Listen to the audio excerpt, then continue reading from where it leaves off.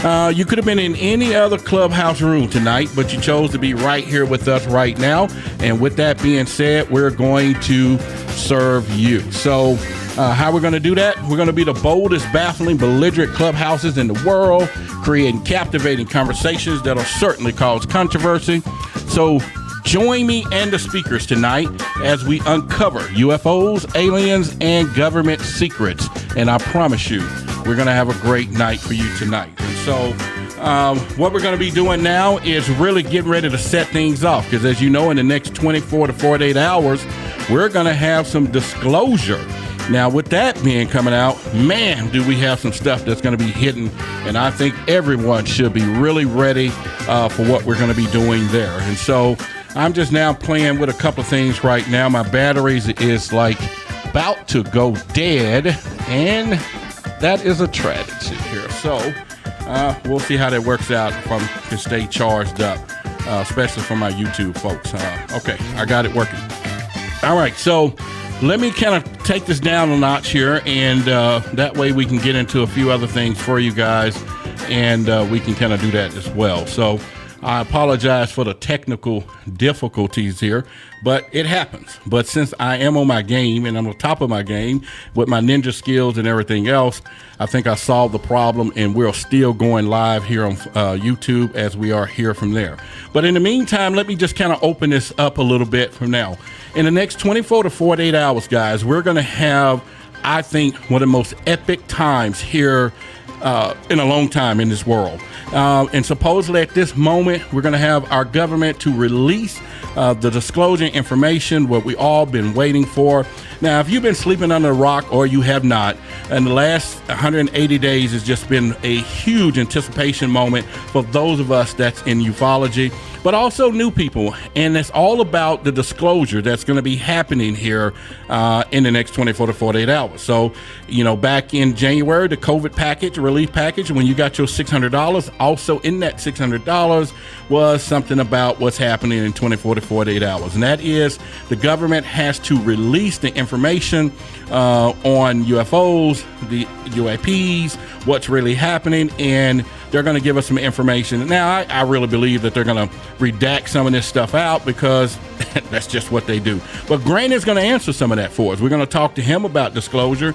He knows a lot about that as well. But what I will tell each and every one of you, that life is about to be different as we begin to get this information. So I suggest that each and every one of you prepare yourselves. Now, I'm not saying preparing for the fact that something is about to land on a White House lawn. I'm just saying prepare yourself for information that we all been waiting for from there. And so with that being said, I'm going to introduce our speaker tonight and just kind of get into that a little bit here.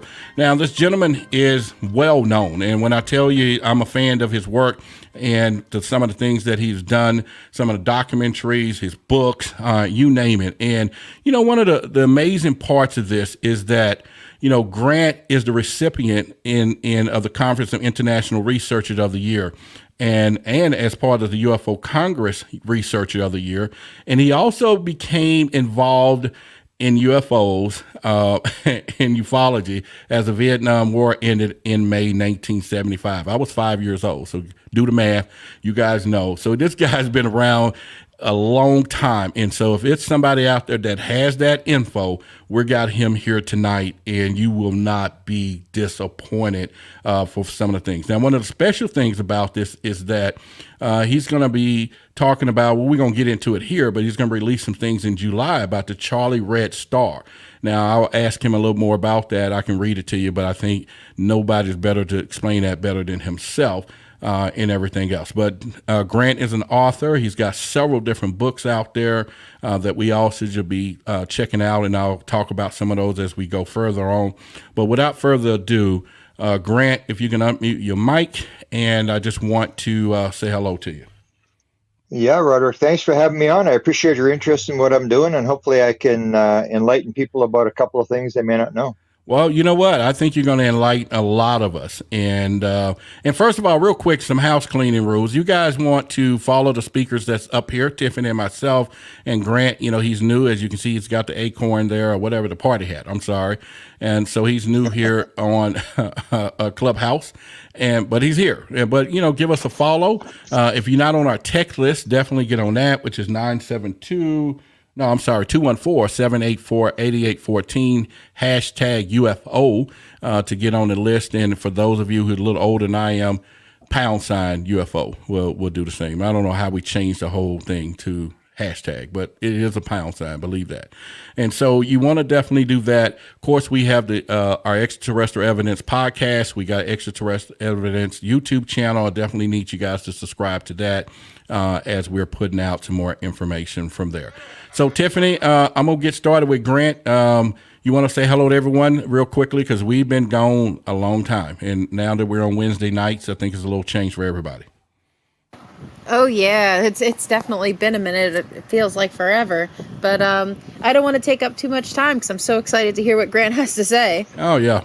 And then we're gonna bring my guy up a little later, and I call him the brain box. Man, when it comes down to some of this knowledge, Honor is going to give us a report at the top of the hour, so we'll be doing that. So Grant, here's the deal. Since you've been doing this since 1975. Take us back to the beginning, to where it all started, the first time that you said, I want to show some interest in this subject matter. Okay, so I'm 21 years old. I'm going to university. I'm at university. I'm trying to figure out what am I going to do with this nonsense I'm learning at university. Couldn't figure out what it was all about. There was a series of sightings. What happened is the only anti-ballistic missile unit that ever went operational in the United States was opened in a town called Nakoma, North Dakota in February of 1975, and they put in 100 new nuclear missiles. So North Dakota was a state where if it had been a country, it would have been a nuclear superpower. They had 300 nuclear weapons, and then in February of 1975, they put in 100 new nuclear weapons, and that was to shoot down incoming Russian missiles, because the number one target of the Russians would be the missiles. Unless you take out the missiles, you're gone. You got to take out the missiles first before you try to take out the city. So we knew north of the border. I just live in Canada, just on the north side of the border. And we knew that if there was ever a nuclear exchange, we were the first ones to be gone, because the Russians would launch every 10th Russian rocket short and right on top of us. So what happened was the sighting started when they put those nuclear missiles in. And it went, and I said to my friend, this is in February of 1975, I said, everybody's talking about this Charlie Red Star thing in Carman, Manitoba, which is about 35 miles from the big city. I live in Winnipeg, Manitoba, Canada. It's a pretty big city. And my friend said, okay, we'll go. And we never went. And we used to drive around the city just doing nothing.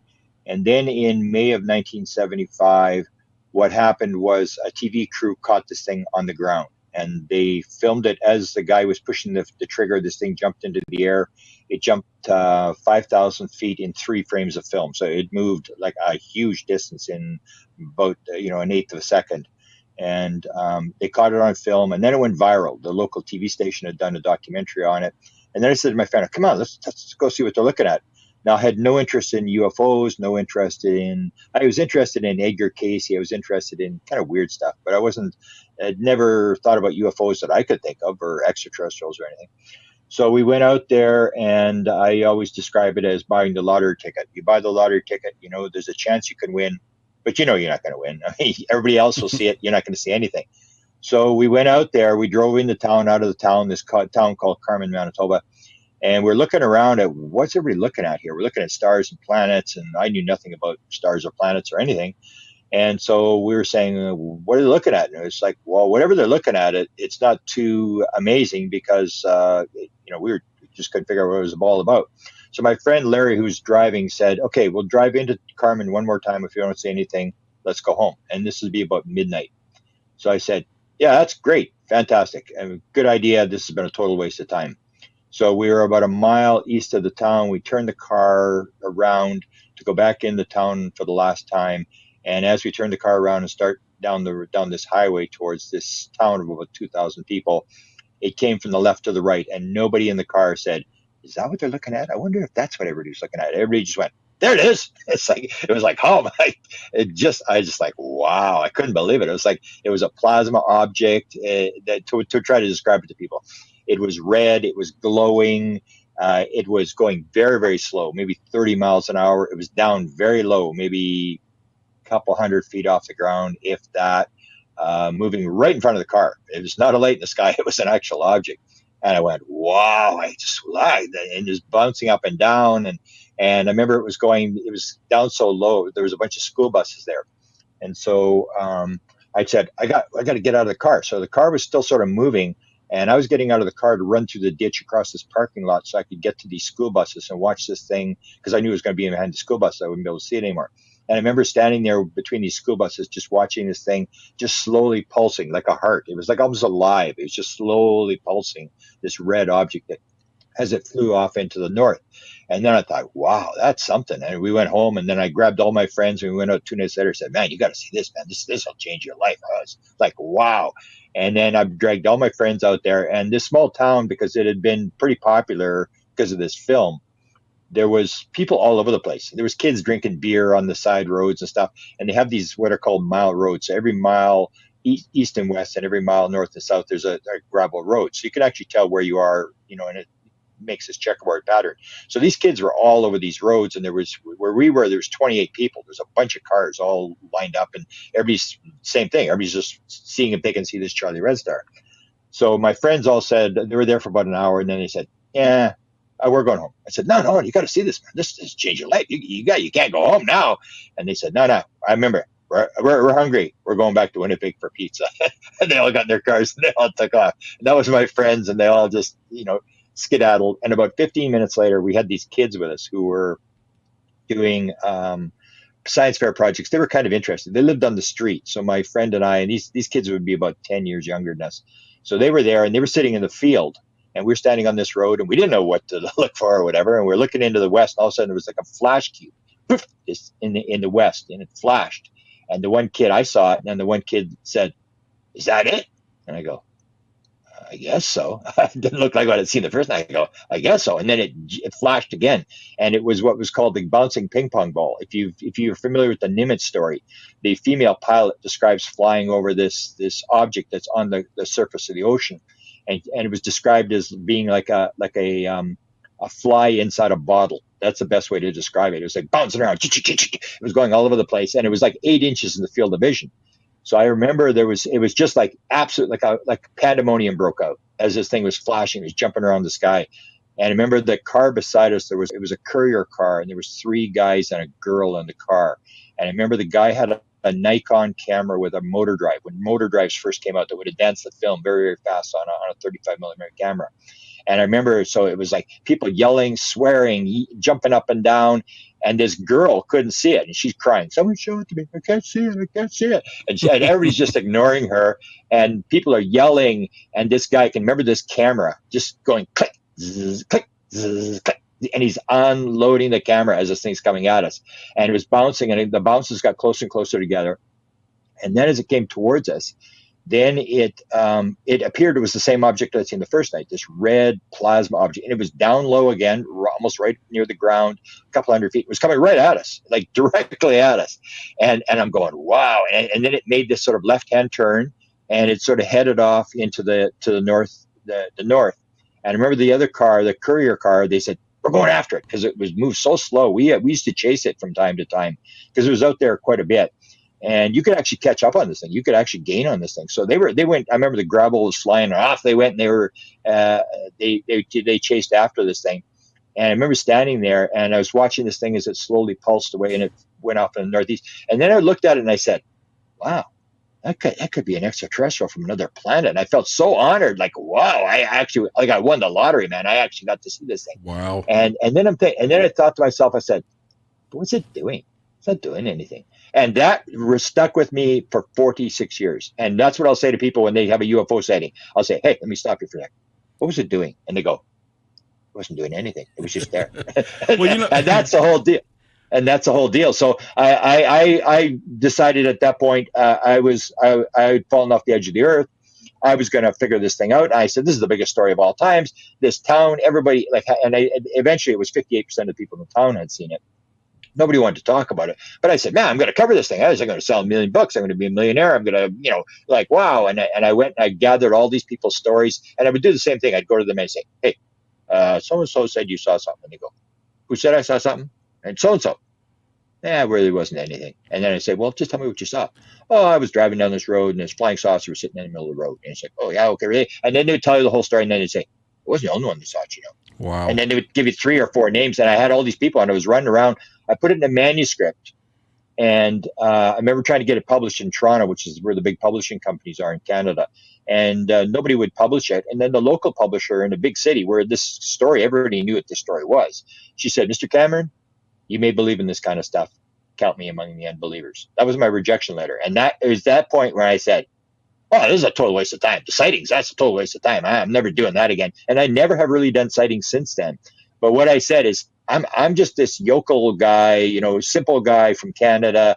I don't know what's going on, but somebody's got to know what's going on here. And That's when I chased the Canadian government and the president of the United States and the CIA. Well, we're going to get high-level people. We're going to get into that. In fact, that's going to be at the top of the hour. We're going to get into your because I know you've written a book on aliens and presidents, and so I definitely know our audience want to hear about that. But now, real quickly, you were 21 years old, and you saw this for the first time. And what I'm trying to do is bridge the gap between your age then and then our generation of youth now hearing about what they're hearing about. And the perspective of now that this has been 40-something years, where do you think we are now today with what we're about to hear? We're going to get into the disclosure really deep here in a minute, but I'm just want to get into the psychology right now of the psyche and how people interpret it. Now, you interpreted back then, when you was 21 years old, like, what the heck is this? What's going on? But now when we have all of this information, we got disclosure in the next, 48 hours. How should our youth look at what's happening today? It's a totally different world. I always remind people of that if you think that what happened now was happening then, it was a totally different world. People have no clue. Back then, it was actually believed that UFOs were random, that they just happened to be flying along. You happened to be in the wrong place at the wrong time, at the right place at the right time. And it was a total random event. And you only saw one UFO and you were called crazy. If you saw 2 UFOs, even the people in the UFO community would not talk to you. Then you were totally crazy. Like, nobody would talk to you. Yeah. And now we know with abductions, because Travis Walton was taken just a couple months after I had my sighting. He was in November. And in 75, they had, you wouldn't know the history, but they had all the northern bases, all the nuclear weapon storage areas at Loring Air Force Base, Worth Air Force Base, Minot, Malmstrom. All these bases were visited in late 1975 by UFOs, and they were inside the weapons storage area where they kept the nuclear weapons. And Travis was taken in the middle of that whole event in Arizona. So we didn't know anything about abduction. We didn't know anything about missing time. We didn't know anything. There was no crop circles. There was very high cattle mutilation, which doesn't happen anymore. But that's what people have to realize, is that the whole world changes. Like, it's almost like the whoever the intelligence is turning the pages of a book, and it changes. So it's come a long way where everybody knows, there's probably extraterrestrial life. Back then, it was a different world. It was a very random type thing. It was not something that you were very open about it. It's, as I said, when I tried to get the thing published, the woman just told me to get lost. Like, you think I'm crazy to believe this kind of stuff? And so today, it's a different world in terms of, I think people are much more available to believe it because it's been put into movies, and that's part of what I've written. I've written 4 books. I've got the 5th book is going to come out on this disclosure thing as to what's happened. And the government has leaked stuff, like Close Encounters of the Third Kind by Steven Spielberg is an actual true story. It's based on a true story. And so they've indirectly, subliminally put stuff into movies. And so people are used to the fact that, there's multi-dimensions and there's, planets and stuff like that. In the 1970s, it was a completely different world. So what you're saying is that today people are more desensitized and kind of just primed for that information.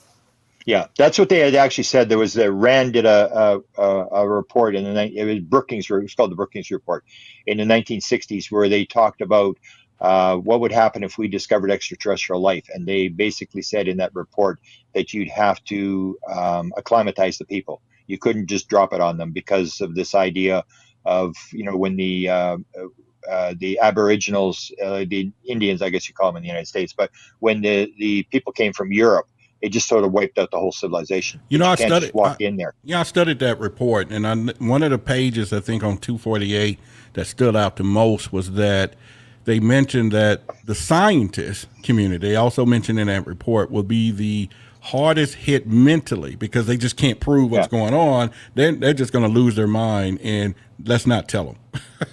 Yeah, I wrote an article about 15 years ago called "The 64 Reasons That Government Has Decided Not to Tell You the Truth," and you'll hear a lot of stuff about the stock market melting down when everybody realizes oil isn't worth anything, and there's all these different reasons.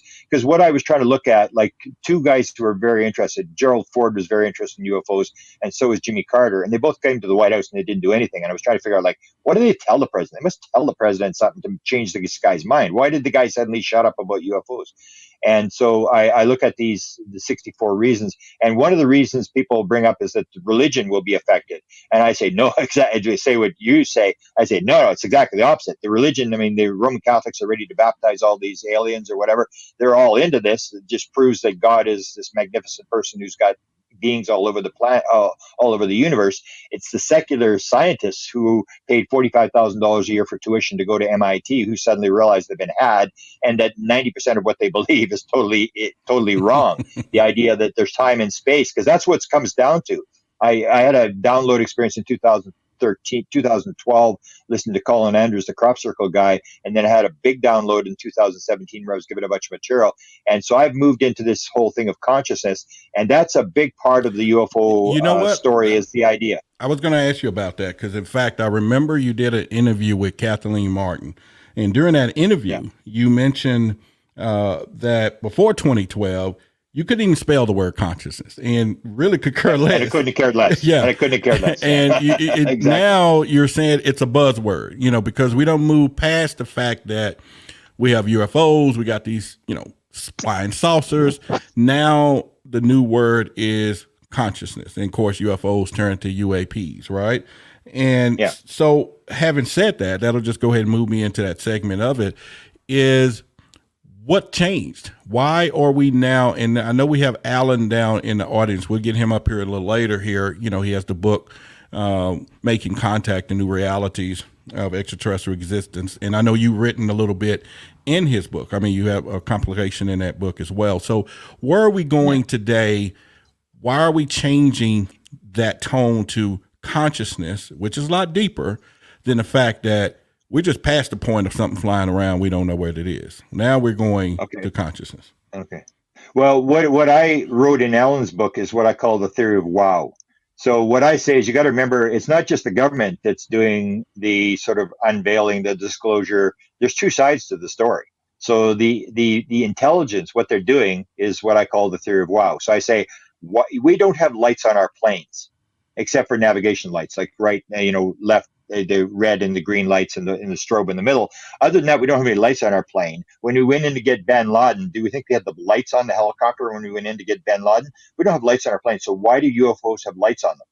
They have lights on them so you can see them. They want you to see them. And so it was this whole theory that what the intelligence is doing, it's doing these weird things. And the weirder it is, like when I saw it, I was just like, I couldn't believe it. It was like, just so weird. And it makes you think, like, what's going on here? We're not alone. And they do this weird stuff. And I call it the theory of wow, where they're doing this to get our attention, to get us to think. And so they're doing this disclosure as well. And you can look at almost any UFO phenomenon. Like, why don't they land on the White House lawn? Why do they do the crop circle thing? Or even the thing with cattle mutilations? Why did they take every single last drop of blood out of the cow?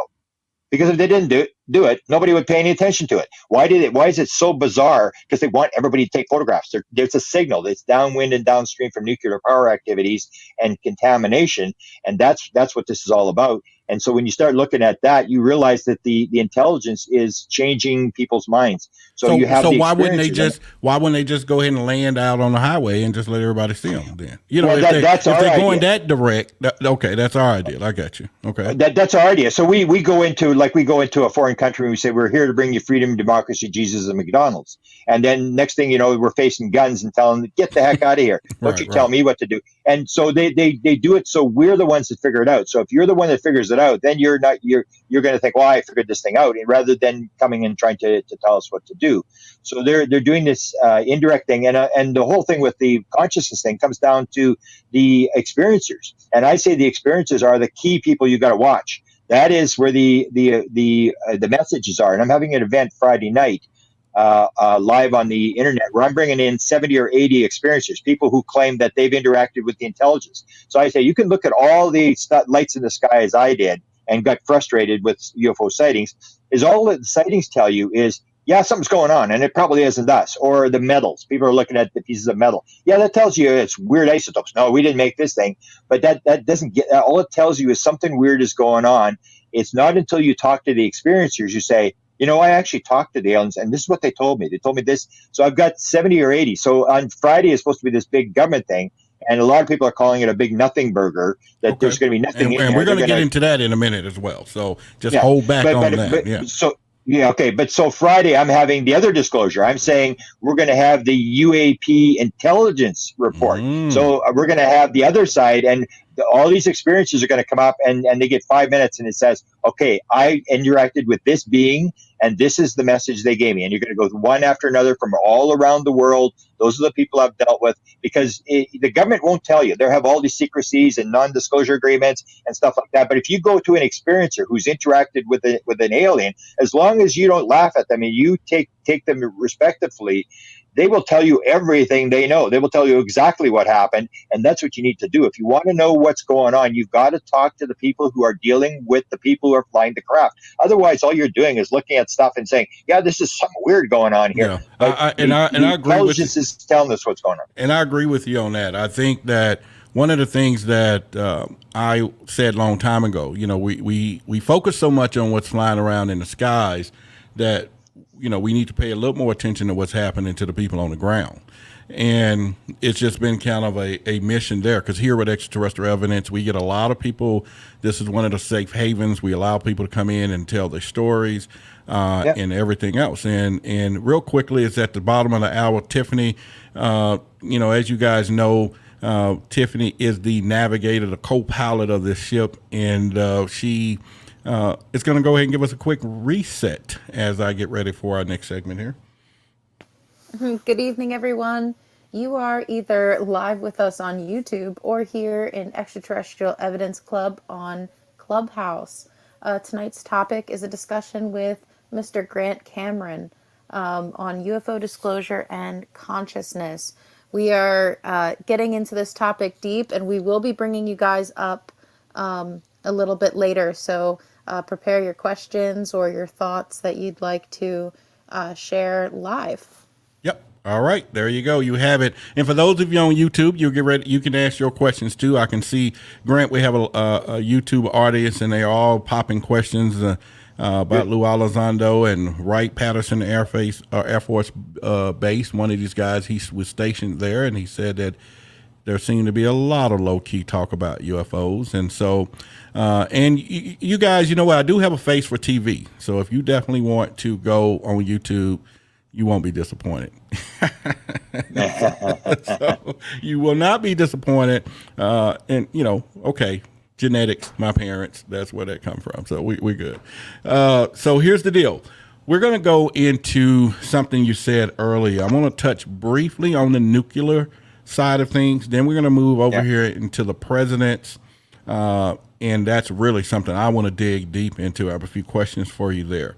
Oftentimes that we had other rooms here, and we all talk about why would they visit our nuclear, facilities, rumors of them turning them on, turning them off, as well as the proof that we have with that. whether it's recharging stations. Now, I know as a MUFON investigator, Tiffany and I, and there's a couple other people in the audience that are investigators as well, that, we have Samantha and Samo down here. One of the things that we know when it comes down to investigating these UFOs, we want to check to make sure, if we go out to a site, and of course we haven't done that in a long time, and, because of COVID and everything else, but we do know that radiation is always something we check for, but yet that's around nuclear weapons. So obviously it doesn't bother them. So what is your theory on that? Are they charging it? Are they warning us about this technology now that we have it? What is your thoughts on that? Okay, if you talk to the experiencers, and that goes back right into the 1950s, the first two that came forward were Adamski and Williamson. It happened a week after the first detonation of the test of a hydrogen bomb in November of 1952. That's when they appeared. Before then, nobody was seeing any aliens. Nobody was talking to aliens. That's always been the message that they've given. So if you talk to experiencers, there's two main messages. You are destroying the planet environmentally, and you need to shut down the nuclear weapons. This comes to the principle of the oneness principle. That is the number one message that aliens put across, is this idea of oneness and love. 54% of all experiencers say they were talked to by aliens about oneness. The fact is that everything is connected. Everything is one thing. It's all, even psychedelics, which I've done a lot of research on as well. Everything is alive. Everything is connected, and everything is conscious. And so what they're saying with the nuclear weapons is that you think that this just affects this little spot. It doesn't. That's why they appeared here. When we detonated Trinity, that's when they started to appear here, because it's like a bell. The entire universe is all connected. It's all one thing. So when you ring the corner of the bell, everybody in the universe knows you just detonated an atomic bomb. And what they say is it affects not just this Earth, it affects the rest of the Earth. The Canadians were actually channeling an alien by the name of Alpha. And the message that they got, according to what I was told, is Alpha said to them the following. He said, we need you to shut down the nuclear weapons. The only time we will ever interfere with the Earth is if there's a nuclear exchange, and we will stop a nuclear exchange, because it's the idea you're not going to destroy the world. You can destroy yourselves. That's okay. You can wipe yourselves out, but you're not going to destroy the world because it affects the rest of the universe. And so they said, we will stop a nuclear exchange. And to prove that we can do it, we can take the world in front of take the moon in front of the entire world, split the moon in half, and put it back together in front of the entire world to prove that we can stop a nuclear exchange. Whoa. Other than that, said Alpha, we will allow the human race to stew in its own juices. Well, and that's this idea of non-intervention, that you got to learn your own lessons. They can't come in. You can't come in and do your kids' homework. So they're sitting on the sidelines. They're just watching. And what they'll do is 39% of all experiencers say at one point, like I'll ask an experience. I ask them different questions than other people do, but I say, hey,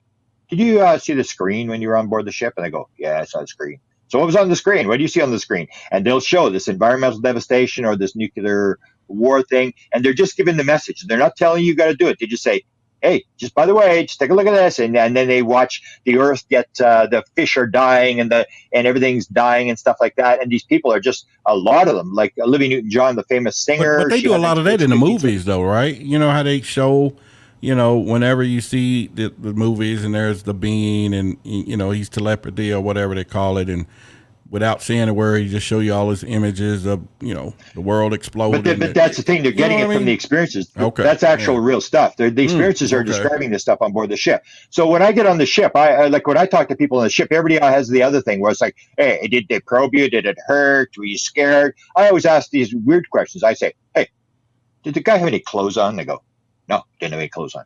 I say, do you have any sex organs? And they go, no, come to think of it, didn't have any sex organs. And then I say, well, how do you know it was a man or a woman? He said, I just know. I know. I could sense it. And then I'll say, did the alien ever get any older?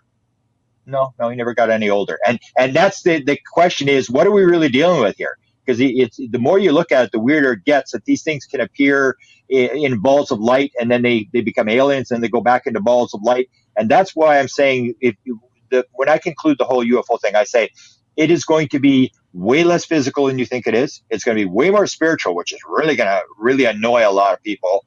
And it's going to be at least 1,000 times more complex than you think.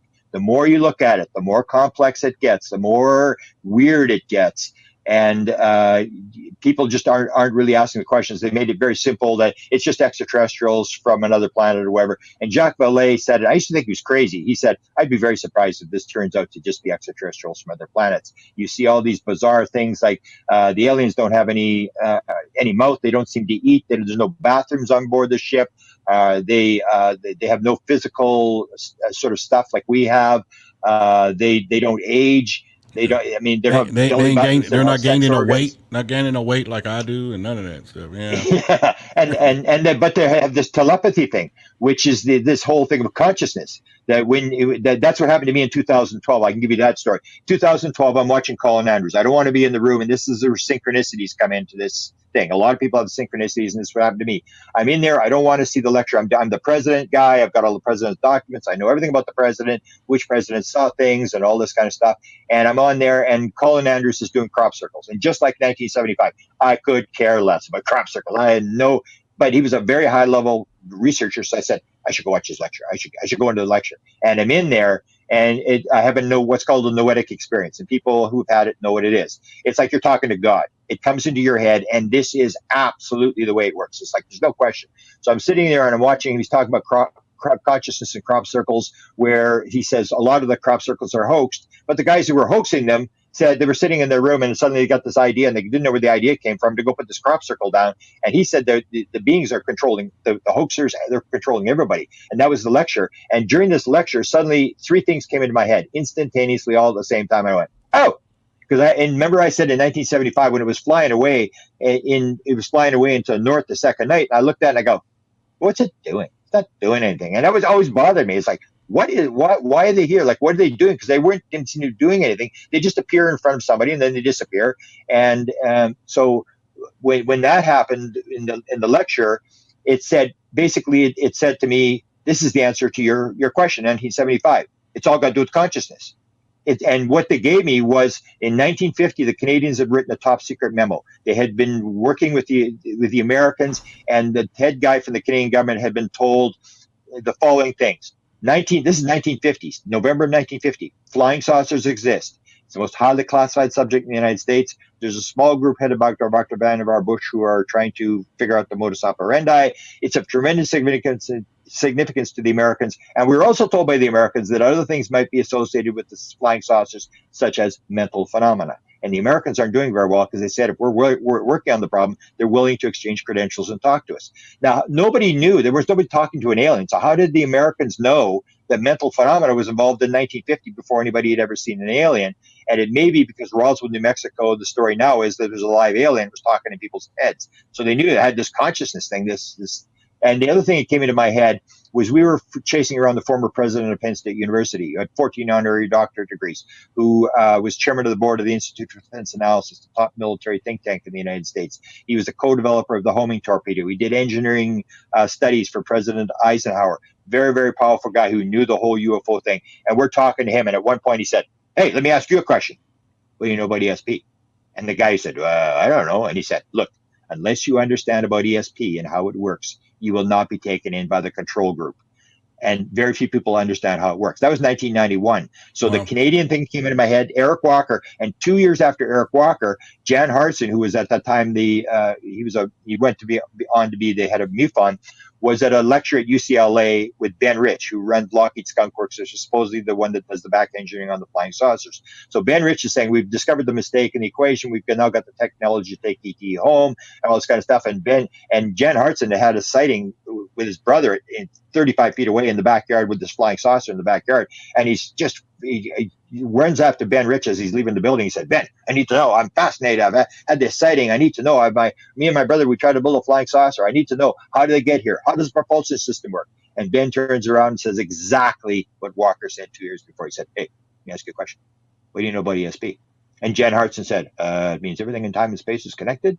He said, that's how it works. And gets in his car and drives away. So those three things came into my head. And instantly he said, this is how it works. It's all got to do with consciousness. And that's when I gave up on the president. I said, oh, the president may know, but he's not going to tell you. That's a total waste of time. Just like the sightings. That's a total waste of time. That's what I want to go into. Then I started on the consciousness. Okay, go ahead. I want to go in there right now. You actually let me right into that. I've always said that, when we have our presidents, and a lot of people think, they know everything. And of course, presidents are temporary, up to 4 to 8 years. That's it. But some of these black op programs are forever, and they're not going to share that information with a temporary office, I would assume. So you wrote a book, Aliens and Presidents. In fact, that you, I think, I read that you actually had some, experience with some of our ex-presidents or information. Well, let me clarify first. I didn't do a book on the presidents. I had the president's website, but I've taken that down. I have the president's UFO website, and I did interact with Dick Cheney. That was my my 15 seconds of fame, where when Dick Cheney came in, he was always rumored to be a guy who had a lot of power. Who was he was. But now, didn't you do some information with? Didn't you have a lot of authority with Hillary, or not with her, but about her? I wrote a book on Hillary. I wrote a book on I wrote a book on Hillary Clinton and Bill Clinton on their UFO connection, which is where I say this whole thing now, what's happening right now. I tell you, when history gets written, people don't believe it now.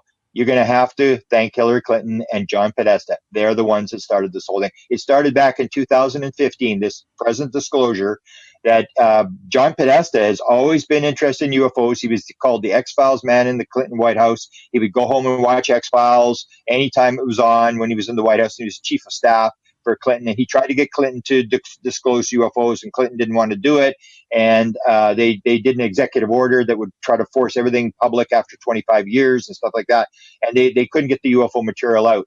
And so then he comes up, and he's the campaign manager for Hillary Clinton, and he gets Hillary to promise that she's going to, and this is public record, she's going to disclose the UFO thing.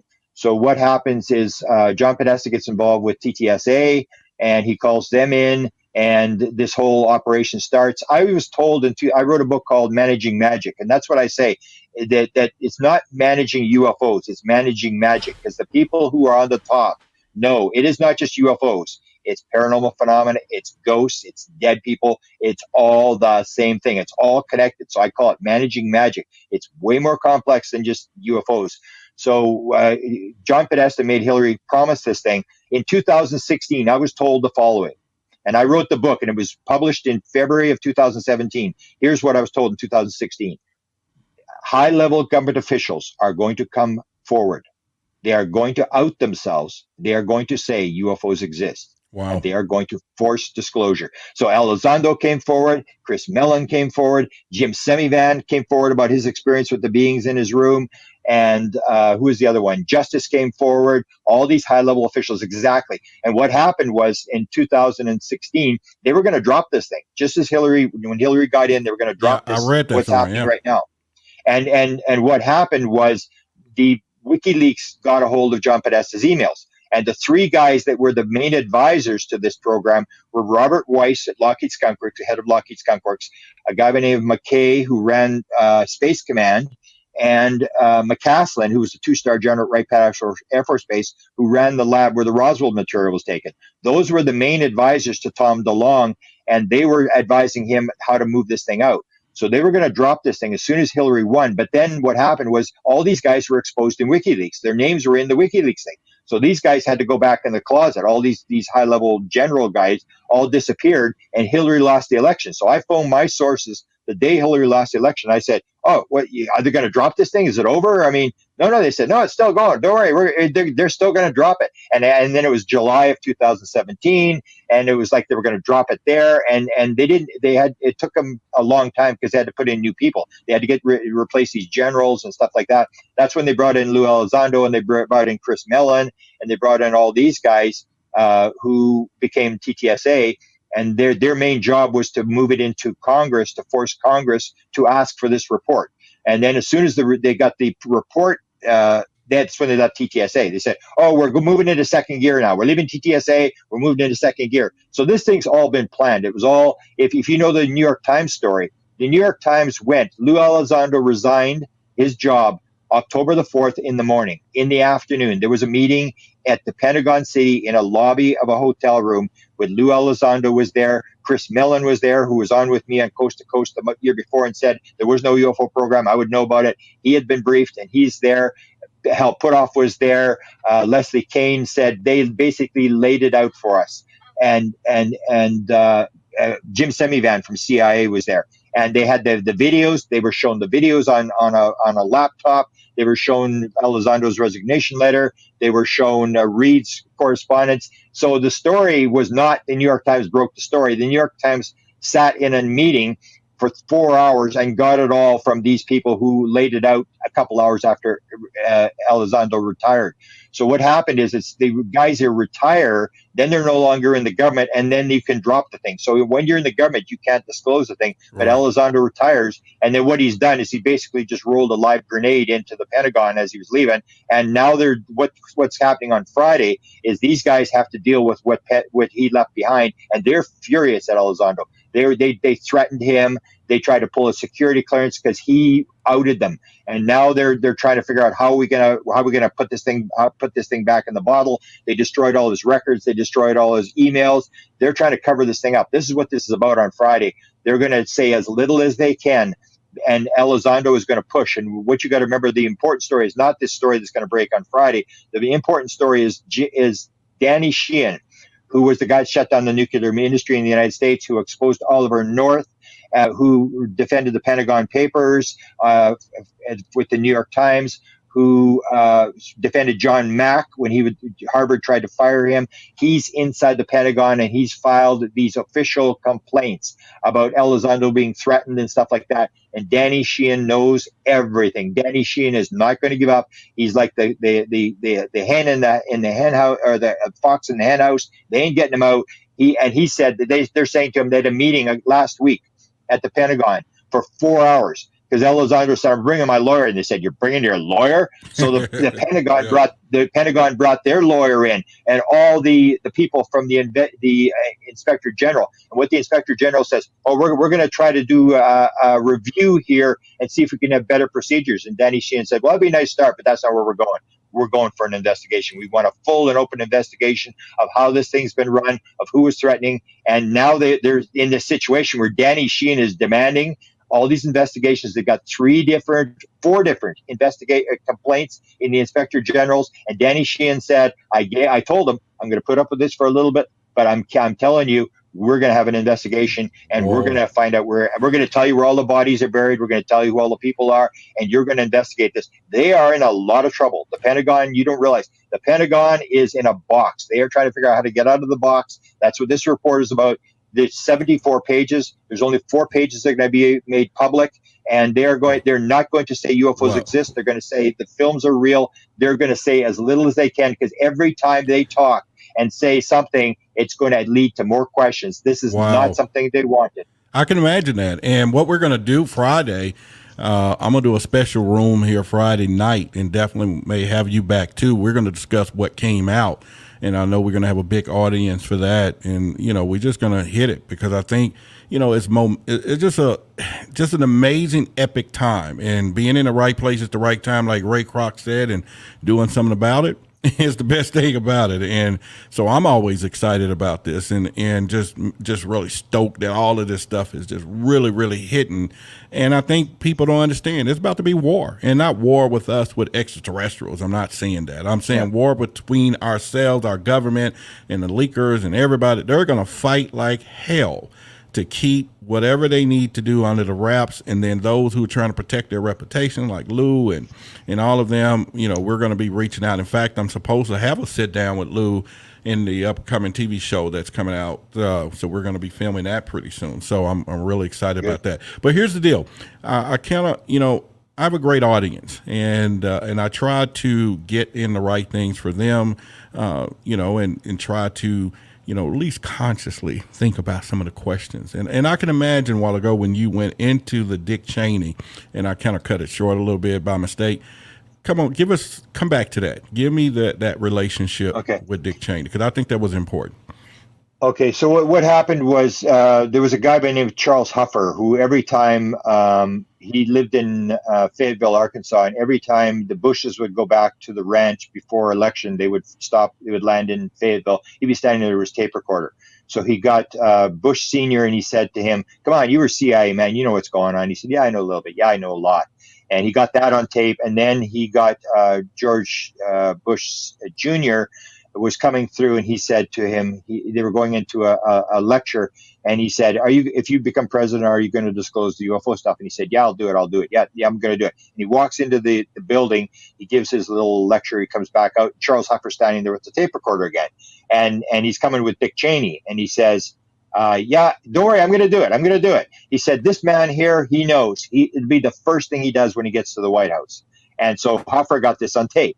So what happened was he went in the White House, and of course nothing happened. So it was January, February, March. It was April the 11th when I finally made the phone call. It was a friend of mine from South Africa. She was a real person who did a lot of civil rights protests and stuff like that, been arrested numerous times outside the White House. And she was there, and she went on a hunger strike for 42 days. And she said, the president is going to answer this question. And she had no interest in UFOs. She just thought this was horrible that the president would make this claim and then not do it. So she went on a hunger strike, and the UFO community just basically ridiculed her. And I went to California to see her just as she ended the hunger strike. I said, why do you end the hunger strike? She said, UFO community couldn't have cared less. If they're going to be like that, why should I die for them? And so she called off the hunger strike. But what happened was just after that, Dick Cheney came on a radio talk show. It was called the Diana Rehm Show, which is a public radio station in Washington. And I knew how to get on the show. So I was the first question up. And I said, Mr. Cheney, because he had been Secretary of Defense under Bush Sr. He had been Chief of Staff for President Ford. So he had very high level jobs, and he was always rumored to be the guy who was, in fact, she asked him, are you running the White House? He said, no, I'm not running the White House. And so he was there. And then I said, Mr. Cheney, and this is what I say, if you ever get a high level official like a general or a vice president, or you don't ask them if you're interested in UFOs, because you're just going to walk around the question. Yeah, or have you seen a UFO? Who cares? You want to ask them. And what the question I asked him, I said, Mr. Cheney, in all your jobs in government, because he had these high level jobs, in all your jobs in government, did anybody ever walk into your office and brief you on the UFO subject? If so, when was it, and what were you told? So I want to know, because there's a briefing that's given, and that's the truth. So if the president, I will say if the president wants to know, they tell him. So if the president, because they say they'll move a mountain for the president, and the president, you got to realize, with security, people think that security is law. It's not. It's executive order. All security is run out of the executive office of the president. The president is in charge of all security clearances, everything. The president does not have a security clearance. So you'll hear these stories. Oh, I had 15 levels above the president. Garbage. The president doesn't have a security clearance because he's the guy. It was after World War II when Truman set up secret and confidential. And then Truman brought in the top secret. And then Clinton brought in the rules for secrecy for contractors and stuff like that. So the president runs this sort of thing. So this is the thing. The briefing is when they walk in your office and tell you the truth. So otherwise, they're just playing games. But he'll ask for a briefing, and that's what happened with President Clinton. What they have to do is they always play like the president's a dummy. The president doesn't know what's going on. The president's not involved or whatever, because you don't want the president standing up because you haven't got the answers to half the questions. The president's the most powerful guy in the world. He knows everything. You don't want him standing there going, you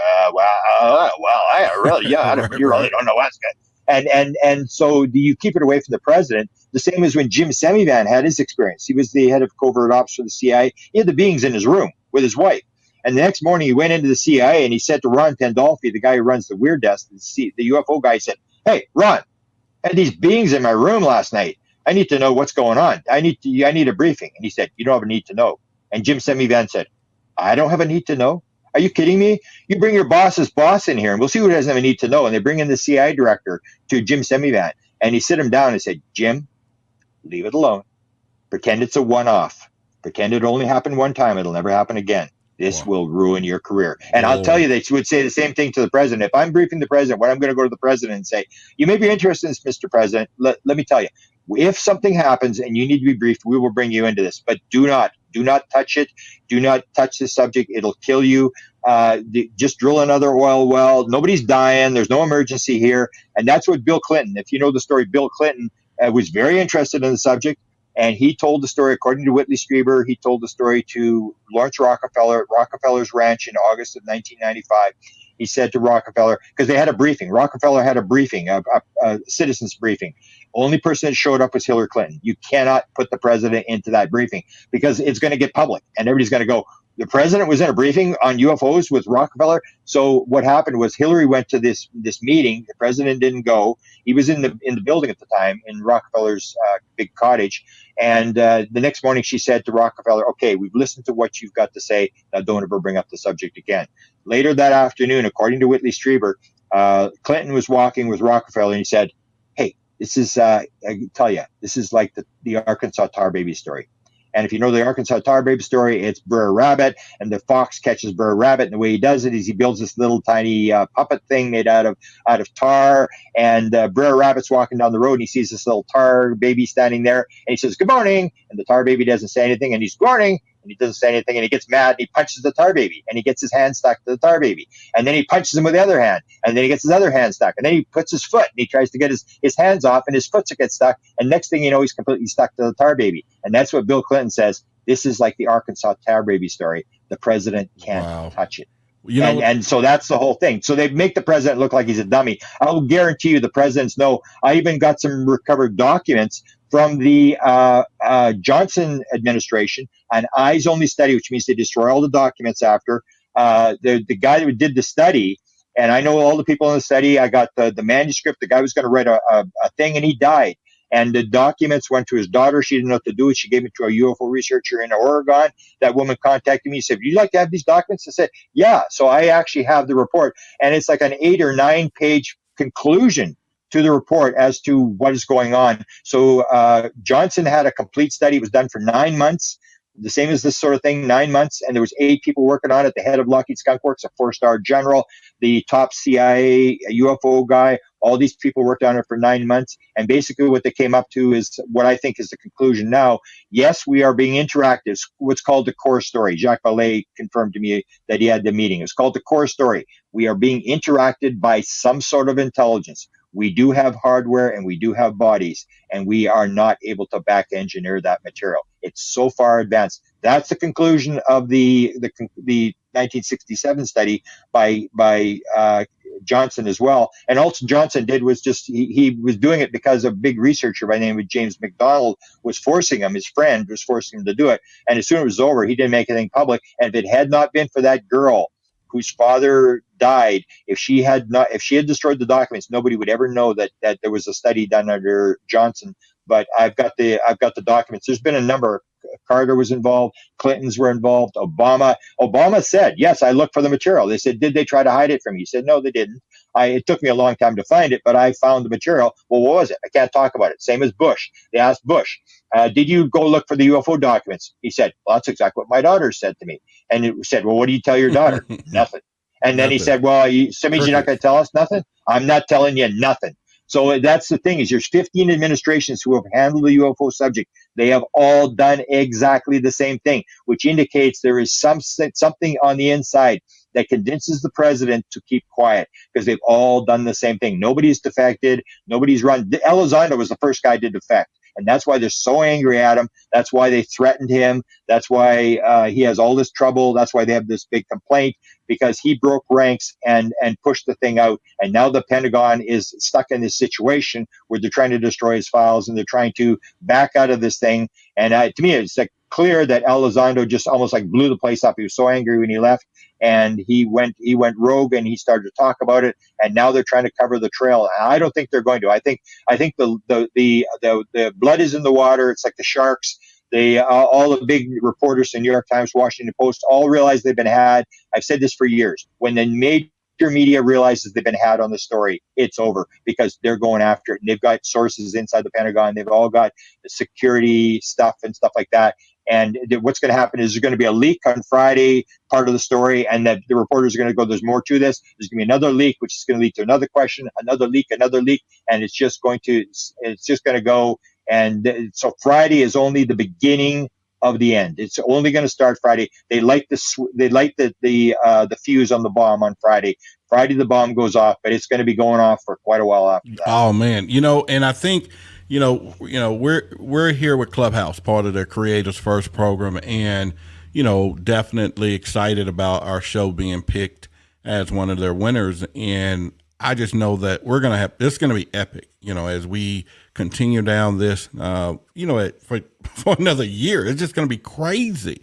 And so I encourage each and every one of you in the audience to go up there and hit that green house button up there so that you can be notified as we continue every Wednesday to do our episodes here, episode 2. We got some exciting guests that's going to be coming on with us. And we're going to also take this to more of a human level. When I call it that, our goal is to try to get some influential people, some celebrities and some other people, people like Grant that we have over here, right? We got some, people that just really want to talk about the subject matter. I think it's time that we put this out there. In fact, we're working on our project called Project Stars. I just finished with the nonprofit for that. And STARS is an acronym, and an acronym is using stargazing to start real space conversations, to achieve real space conversations. And I think it's time that we do this. And I think that, get your telescopes, get your kids telescopes, get you a telescope. But the whole point is to start the conversation. I'm not saying that we got to sit here and make our children the new astronauts. Just get them looking up to the stars, and hopefully they look over and ask that ultimate question: are we alone? What's out there? And you can begin the dialogue of preparation, just to let them know the world is changing soon. And I'm not saying when and how, but we'll say how, but more information comes out, you don't want them to be mentally not prepared for what's happening down the road. And that's just my take on it. And Grant, I got a few more questions, and we're going to bring up the audience next here. That's got I'm sure, a bunch of questions for you. So are you ready to answer a few in a minute? Yeah. Let me make a comment on what you just talked about, because there's an interesting guest you should have on. My friend Jimmy Blanchette, okay. You should have on. There's a new procedure now. You're familiar with CE5s where they use this protocol. There's now a CE6 protocol. This is a guy who's an expert on radios. I've done a number of interviews with him. Okay. They actually have a system now with radios that this guy has developed where they're making direct contact with beings. It's fascinating material. They use these little 8-watt radios, and they'll send signals. They'll change the signal to a where they can send it over a radio, like a photograph or something, and they'll transpose it. And then you watch these radios respond. These are going around the world. This is new technology, which is direct contact. And the one thing that they're going to eventually get into is the messages that are coming back, to put these in through and analyze them as to what is the signal coming back. But Jimmy Blanchette has been working on this. I've done a couple of original interviews with him, and he's getting this thing going. But this is direct contact between people, and these radios are $70 or $80. You can look at these videos and hear him talk about it, and you can do the same thing in your house. You can actually send signals and get signals back. It's impressive new territory that has been opened up. Well, you know what? Let's have him here. I mean, we definitely get him here. And, I got a friend that's in the audience. Kevin lives in our area, and we took the time to look at some of his equipment. They do a lot of CE5 excursions here in the Dallas-Fort Worth area. And so I'm sure he's excited to hear about this CE6. So, So, and again, I think it's time. And that's one of the movements, Project Stars, that I want to put out there. And it's not just for kids. It's for all of us, or people who are sitting on that fence line and really just can't really grasp what is really about to happen. And I think this is epic. We should have one of the largest clubs and rooms here. There's other club members and club founders in our audience. They have some great clubs, but at the end of the day, our job is here with Extraterrestrial Evidence is to provide you with the evidence. And with our tagline, it's time to believe. So, Grant, I appreciate you, and we're going to get some questions up here in just a minute here. So anyway, to the audience, for those of you who want to come up, those of you who are watching us on YouTube, definitely like the video. Like this video, share it, thumbs up, all those great things. We'll be bringing some people up here in just a second here. Of course, let's see. The greatness of Alan is coming up here in just a minute. Let's see here. So if any of you that have some questions, now, again, we want to kind of stay on our topic of what but, hey, Grant is just, full of information. So if you want to direct some questions to him directly, I know you may have your story you want to share and all those things, but definitely we'll do that. Now, before we get started with those questions, we have Honor here. And Honor, I consider him the brain box of extraterrestrial evidence. When it's time, some stuff out there that I want our audience to get and learn, we want to do that. So, Tiffany, in the meantime, as people raise their hand, you bring them on stage. I'm going to let Honor go ahead and tell us some things that he's discovered out there that our audience need to know.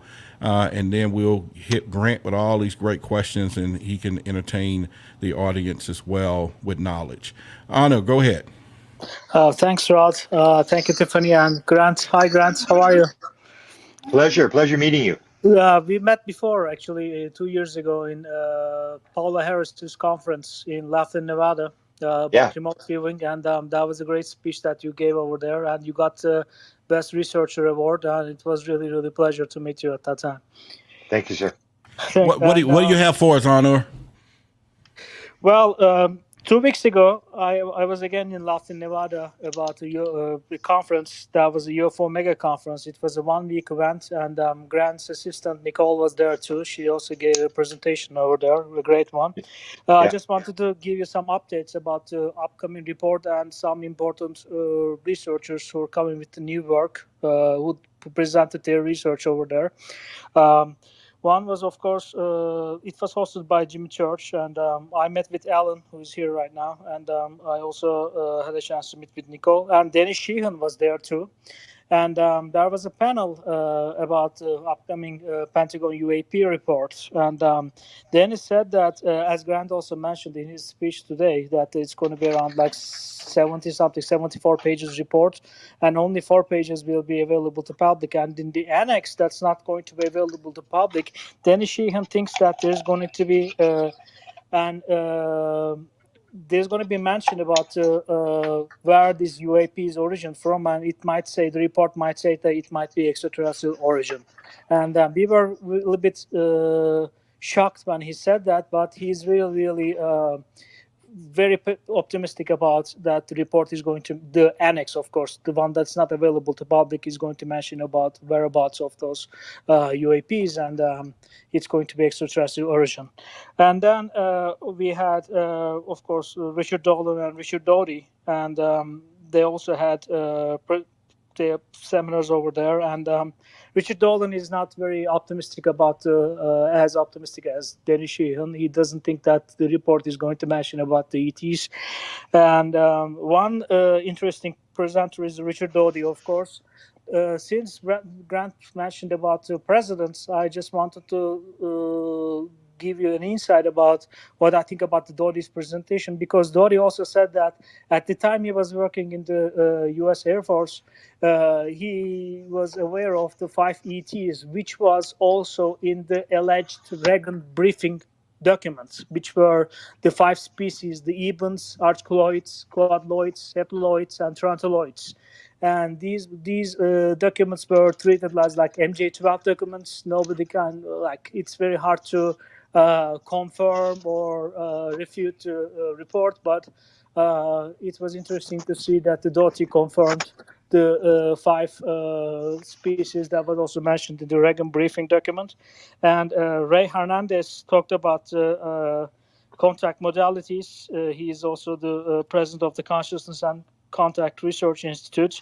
They had 4,000 people in their sample, and they made a lot of research about those and how the people are talking about the positive aspect of their contacts with ETs. That was very interesting. And Grant also wrote a book about contact modalities too with Desta. He also mentioned some part of his book in his presentation too. That was interesting to see. And lastly, one of our friends who was also in your clubhouse rooms, Barbara Lamb, she got the award for her contribution to the field in the conference. That's all from me, Roderick. All right. Well, I appreciate it. That's Honor. That is our brain box. Beautiful. And he's going to be here on our weekly shows to give us some information for the audience and different things and updates. Roderick, have we lost you? No, you didn't lose me. YouTube had me. They had me. All right, so that was Honor, and that is Mr. Brain Box. That is our guy who has that information. If we're gonna go to, and he'll be here on our weekly shows to give us updates and things. And so, Grant, real quickly, I'm gonna get Alan here, and then we're gonna go through some questions for you.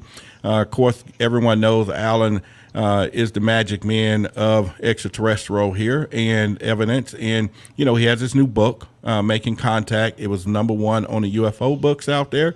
And, you know, and the subtitle is just like the bomb, preparing for the new realities of extraterrestrials. How convenient was that, right? And so you guys got to get that book. Grant wrote a great compilation in that book, and I have my copy here. Alan's going to get our club some copies that we're going to give out, some signed autographed copies of that to some special people here as we begin to do those things. If you are here right now just chiming in with us, you know, we are live on YouTube. Definitely need some new subscribers there. Go there and subscribe to the channel. Also get on our text list, our VIP text list, 214-784-8814, hashtag UFO, so that you can get notified instantly when these rooms open, as well as anything that's coming down the pipeline. You can go to Tiffany or I profile, and you'll be able to see that number as well within our profile. So if you definitely want to do that, and also give us a follow. With that being said, guys, it's been a plum pleasing pleasure serving you guys, and we're not shutting the show down, right? I'm just saying that to say, I know everybody's like, what? Because that is my closing line.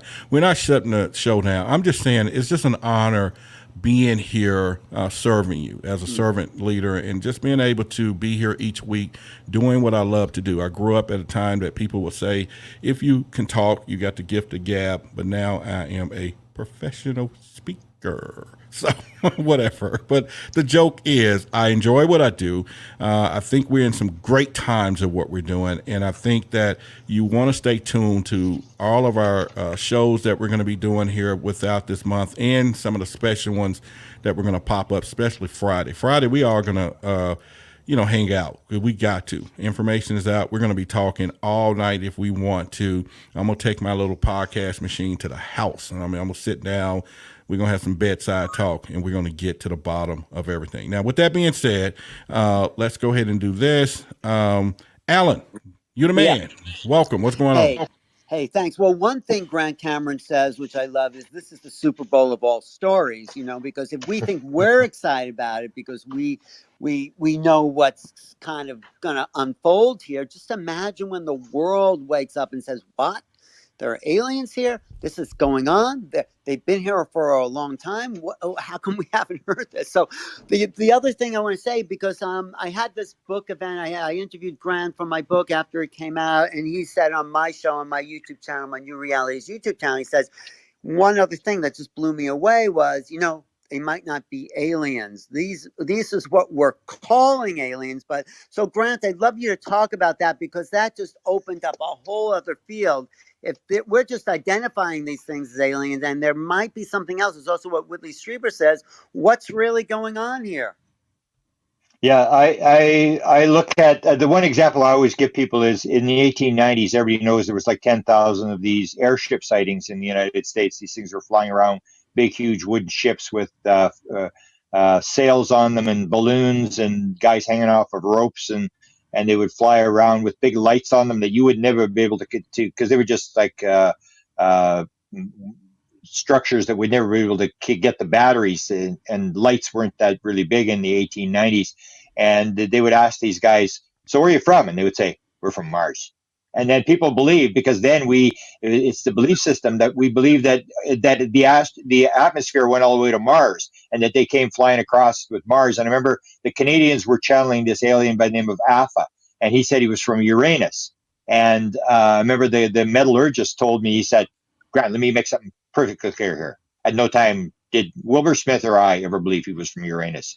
And this whole deal is that sometimes I think that what they do is they come according to our belief system. So the things are changing, and the more, because at first it was Mars, and it was Venus, and it was the moon and stuff like that. And then when we suddenly realized like maybe there's nobody living on there, then it changed to Zeta Reticuli, and Andromeda and Pleiades is a weird one because they use the word Pleiades, but people don't realize there's 800 stars in the Pleiades system. So why would they use the word Pleiades? They should be using the word of a star inside the Pleiades star system. And then once we got into multidimensional stuff and the simulated universe, then then they started saying we're for the fifth dimension, the 12th dimension, or whatever. And it's almost like, and I even asked Ron Johnson, if you know the story, I've interviewed Ron Johnson. He's got a very bad heart condition, but I actually asked him again today. I said, Ron, I must have asked you, did you ever ask LB was the being that he's dealing with his whole life? He's documented this from the 1960s. Did you ever ask LB where he's from? He said, I asked him piles of times. He would never answer me. And he said today, he said, I'll ask him one more time. And that's like, or one of the most famous experiencers is Sherry Wild. They were going to do a movie on her story, her book, and her book was called The Forgotten Promise, which is the idea that she'd come into the world, made this promise to raise consciousness, to do this, to interact, and her being was named by the name of Da, and he looked like a gray, like a Zeta. And then so she published the book, and she didn't want to publish it, or the beings actually made her publish this book and helped her write the book or whatever. So she put it to the publisher, and then the publisher said, Sherry, something wrong here. He said he's from Andromeda. She said, that's what he said. He can't be from Andromeda. He's a gray. He's got to be from Zeta Reticuli. Something's wrong here. Go ask him. So she goes there and says, hey, are you actually an alien? And then he says, no, that would not best describe who I am. I'm an etheric being on a mission through the universe for the Creator. So that's a question I always ask people, the beings. I said, do you ever ask him if he's an alien? I asked Nancy Tremaine. She said to Nancy Tremaine, I helped her publish her book. So she asked the alien, and he said, we have always been here. We're not alien to this world or any other world. We've always been here. And then I had a meeting with these beings. They call themselves the Beings in London, England. These two women. So then they wanted an interview. I've done 3 books on messages I got from aliens or whatever you want to call them. And so I got a message that these beings wanted to talk to me. So this woman goes into this trance channel, and these beings are talking to me, and I get to ask whatever I want. And so I'm asking them this thing about are you actually an alien? And they said, we have always been here. You are the visitor. Wow. and you hear this. We hear that a lot. And that's the thing.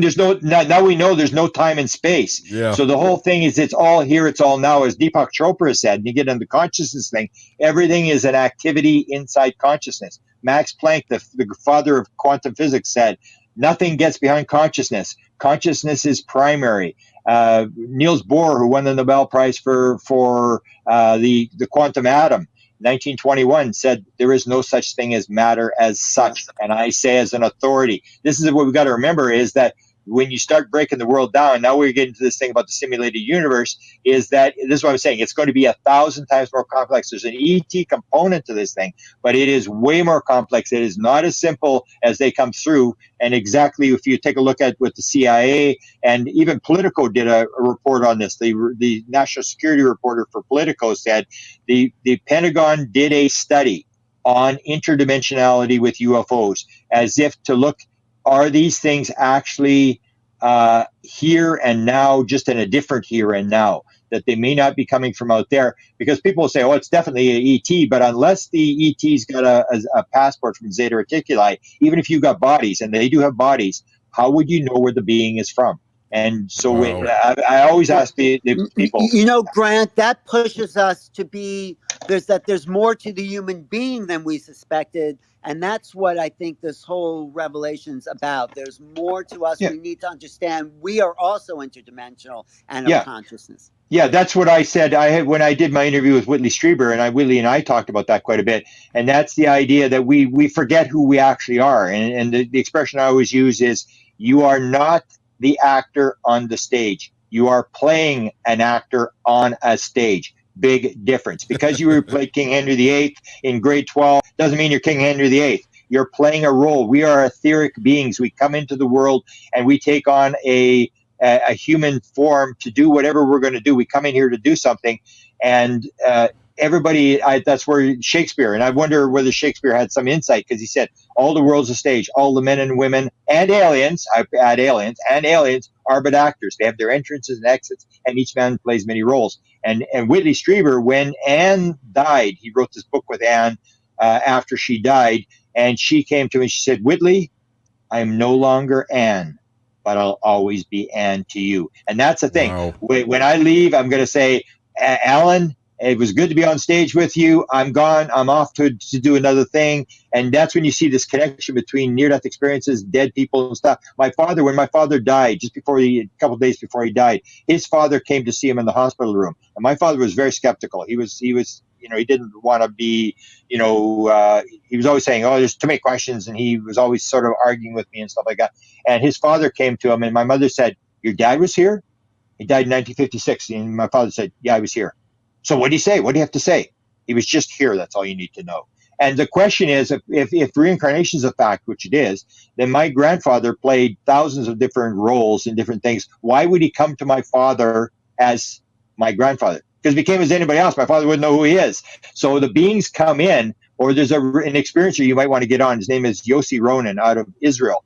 And he was dealing with these beings, these green beings, and they described to him, when we come into your world, we take on a body. We have to take on a body in the physical universe, but we can take on whatever body we want to take on. You can do the same thing. You just don't know it. Wow. That's some deep stuff. I mean, especially when it gets down to it. All right, Grant, I know you're going to be gone here in a little bit, and we got a few more questions there. So I'm just going to let great words though for us, right, Roderick? Let's remember all that about what our roles, actors on a stage. Isn't that great? You know what? My role up here is just to moderate. Well, that's the thing. I always point out to people that Alan and Roderick and you and I, we may have had a meeting before we were born and said, okay, we're going to do this thing. You're going to do this. You're going to do that. And we're going to have this meeting, and you're going to open up this chat room, and we're going to do all this kind of stuff. I think we did that. People think it's a. People think it's a. And I remember random that world. It's not. And I remember you said you're going to be back Friday with us Friday night to talk. Remember that? Yeah. Yeah, well, yeah, it was about come on for a time, but that's what I'm saying. I'm doing the experiencer thing Friday night. We're bringing on, but I can come on after the experiencer thing is over. Yeah, because we're gonna be talking about that disclosure. Yeah, we're timelines change. Yes, absolutely. Smooth, Roderick, but let's get to the questions. All right, Joshua, you see, that's the regulator. Tiffany is the navigator of this ship, and when we get off course, she definitely not just turned the wheel, she poked the bear. And so, Joshua, go ahead. I know you got a question. Make it a nice one. Let's take the paragraph out and go with a sentence. Grant, what kind of good stuff did you find in Stanton Friedman's archives? Oh, wow. And that's got to be the shortest question that he has ever asked in the history of extraterrestrial evidence. But here comes the answer. Go ahead, Grant. Yeah, but he does. The answer is more than one line. So I'm going back there in August. I'm taking my assistant Sinead Wellahan. We're going to go there she's going for a week. I'm going to be there for 2 weeks.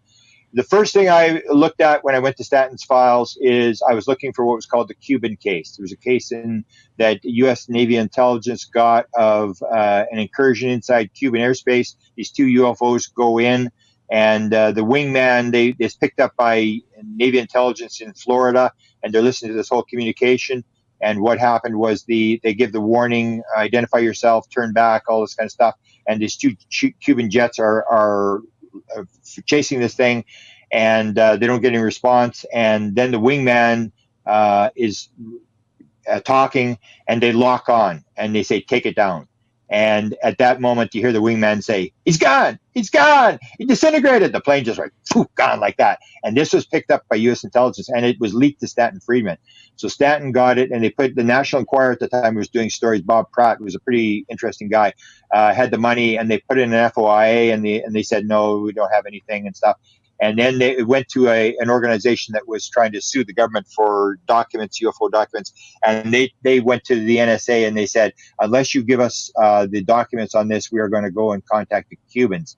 That afternoon, the FBI showed up at his door. It scared the living daylights out of this guy. So when I went to Stan's files, that was the first thing I was looking for, is this Cuban case. And I found it.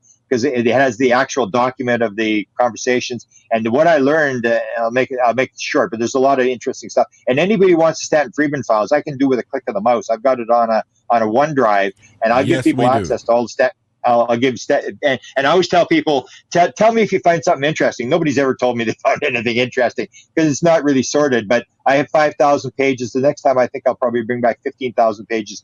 There's so much material. There's 15 pallets of material. They figure it'll take I've heard as long as 10 years with 4 people working to get this collection done. It's that big. It's that much material. But the interesting thing I heard was that Stan taped a lot of his phone calls. So that's where I'm going back. I'm saying, is the audio person finished the phone calls yet? And there's a lot of interesting stuff. There was, correspondence with Sagan and Oberg and all. He spent a lot of time. And this is where sort of an important lesson I learned from Stan was that Stan worked on this for 61 years. And a lot of people, you want to sort of go and argue with the skeptics. And a lot of Stan's stuff is he was arguing with Menzel and Klass and all these guys. And you know what? In the end, how many of those guys did Stan ever turn around? Not a single one. It's totally useless to argue with a skeptic. And Stan spent his whole life, and he would always say, I was at Oxford University, and I argued with Phil Klass, and 87% of the people thought I won the debate. Well, too bad, because he never changed the guy's mind. It's useless to try to change people's minds. So a lot of material Stan had there, and we did get one of some cattle, a photograph that was sent in, where there was 8 UFOs, daylight photographs, 8 discs over top of these cows. That was one photograph.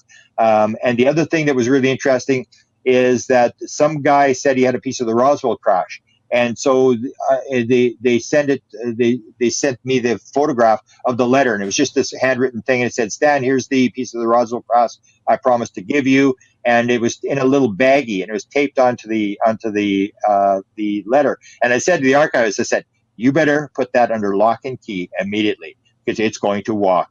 So now if you want to see that Roswell piece, you have to have an archivist standing with you when you look at it. So I think there's about 6 or 7 items like that are sort of under lock and key.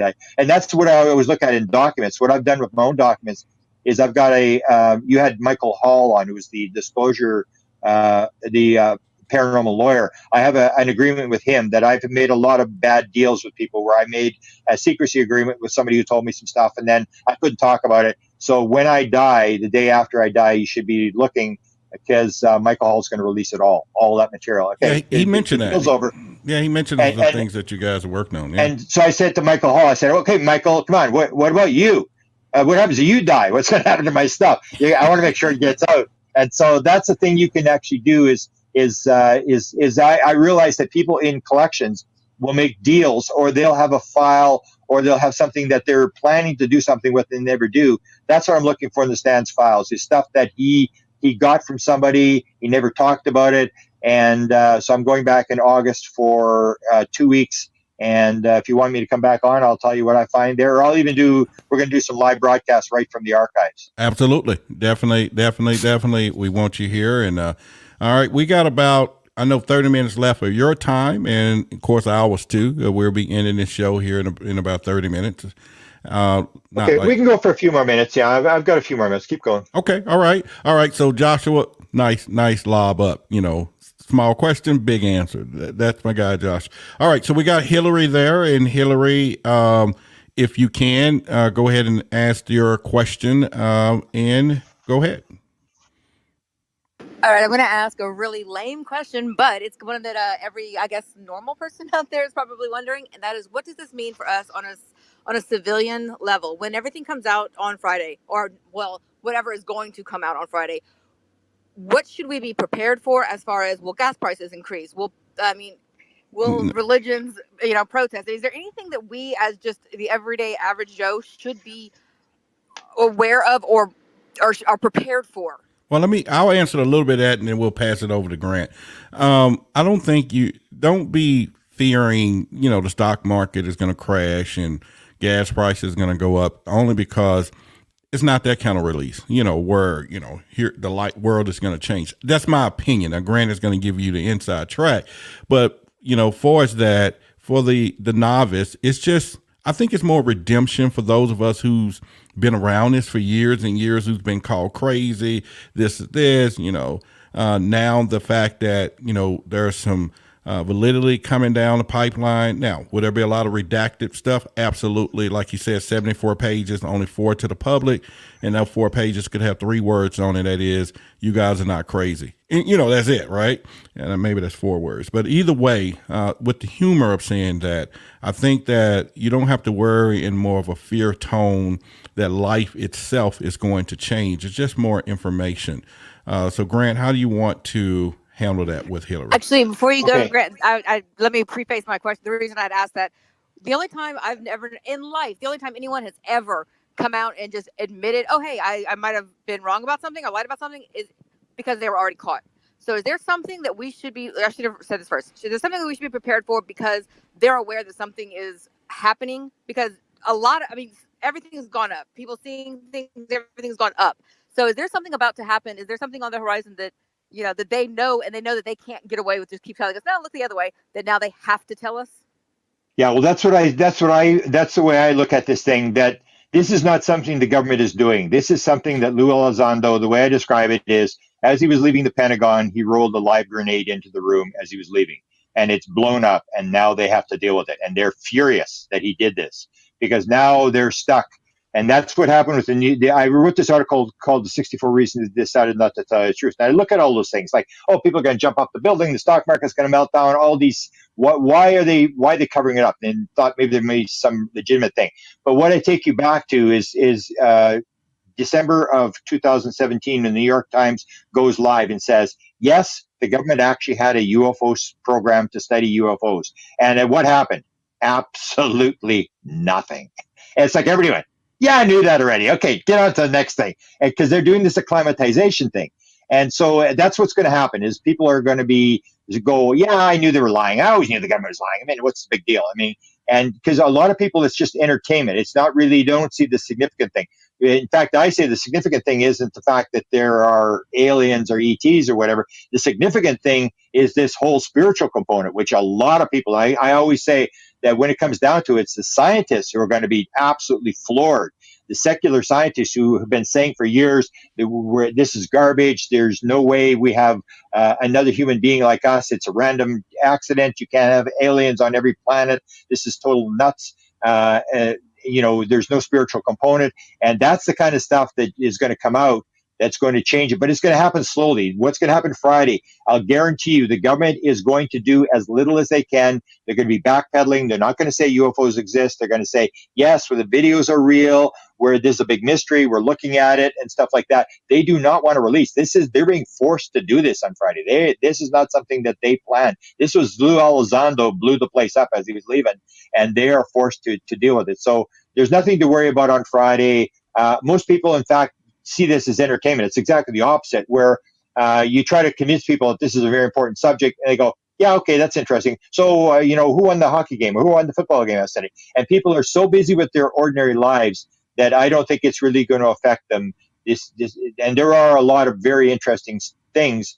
The idea that there's life after death and that these aliens have dead people on the ships and all these really weird things that tie the old stuff together. But it's going to be years and years and years for this to come out because the government is going to have to be dragged kicking and screaming. They're going to fight it all the way down the road. The only reason they're doing it on Friday is because they're being forced to do this. And Danny Sheehan is going to force them to do more. But they are not willing to put this thing out. They see, the threat of Russia and we want weapons. And there's people, you got to realize there's people inside this game who are getting patents. If you're working on this thing and you're on the leading edge of this leading technology, if you're about to get a patent and you can file a patent for free energy or whatever, are you going to make your stuff public? No, there's all sorts of reasons why people are keeping this thing secret, and they do not want to do it. There's, I think, a misconception that the government really wants to disclose on Friday. They absolutely do not want to disclose on Friday. That's why there's only 4 pages coming out of 73, and that's going to be, Danny Sheehan called it a giant nothing burger. And that's what it is, because the government is going to be fighting this thing. Now, it doesn't have anything to do with the Space Force, with them knowing now that we got a Space Force and they can't hide, we need to get the public behind the financial support.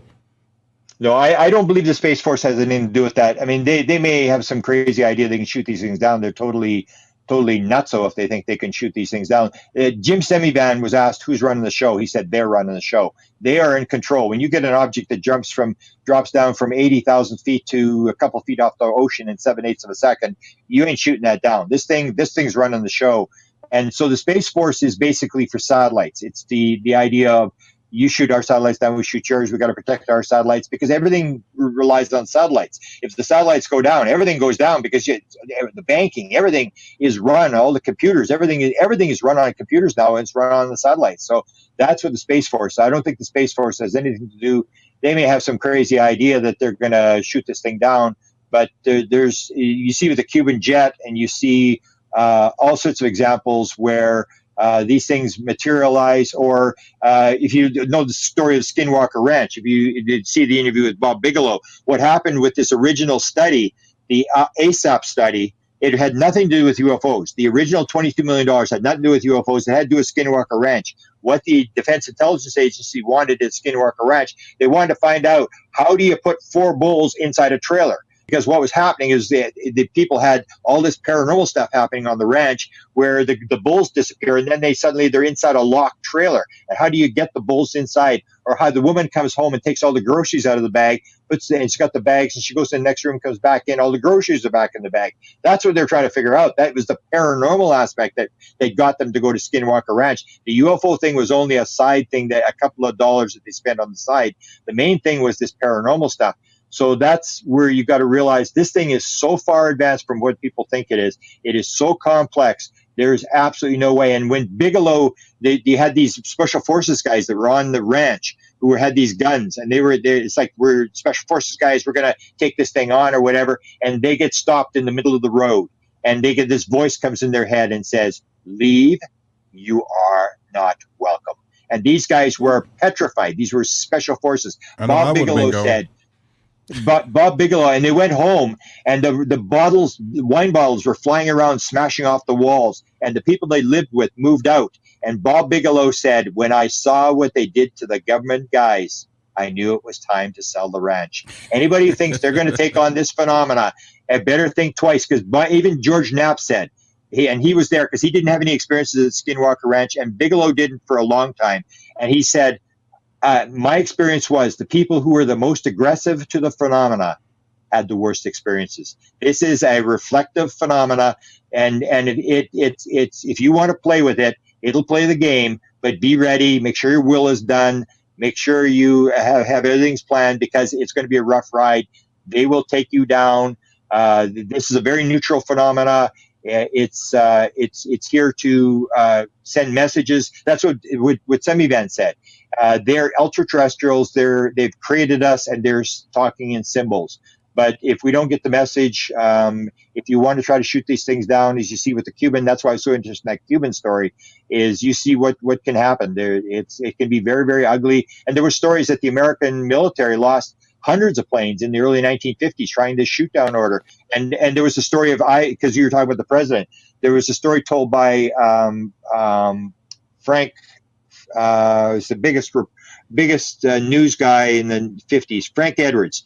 He ran Mutual Radio, and he said that when they tried to shoot down the UFOs over Washington in 52, Truman gave the shoot down order, and all these telegrams came into the White House, said, "Mr. President, don't shoot these things down." According to Frank Edwards, Albert Einstein went to the president and said to the president, "Mr. President, anybody who can come across millions of miles of space will know how to take care of themselves once they get here.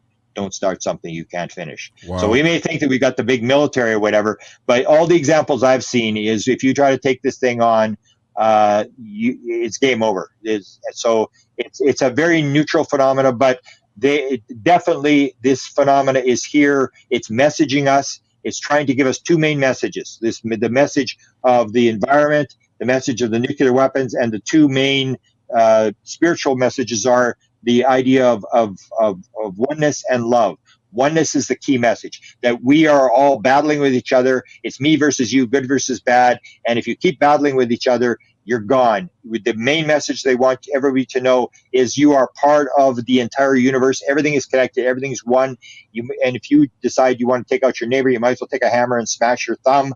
It's all connected. And if you continue to fight with each other and continue the separation of me taking your stuff and me and this sort of stuff, you're gone. You've got to realize it's like all this, that we are like cells in the human body, and that all the cells have to work together. If one of the cells decides he's going to do something different, it becomes a cancer cell, and the body is about to go down with cancer. That's the message that the experiencers get, and that's why I say you got to listen to the experiencers. Those are the messages they're given by the beings, and it's a very direct, and it says we're running out of time.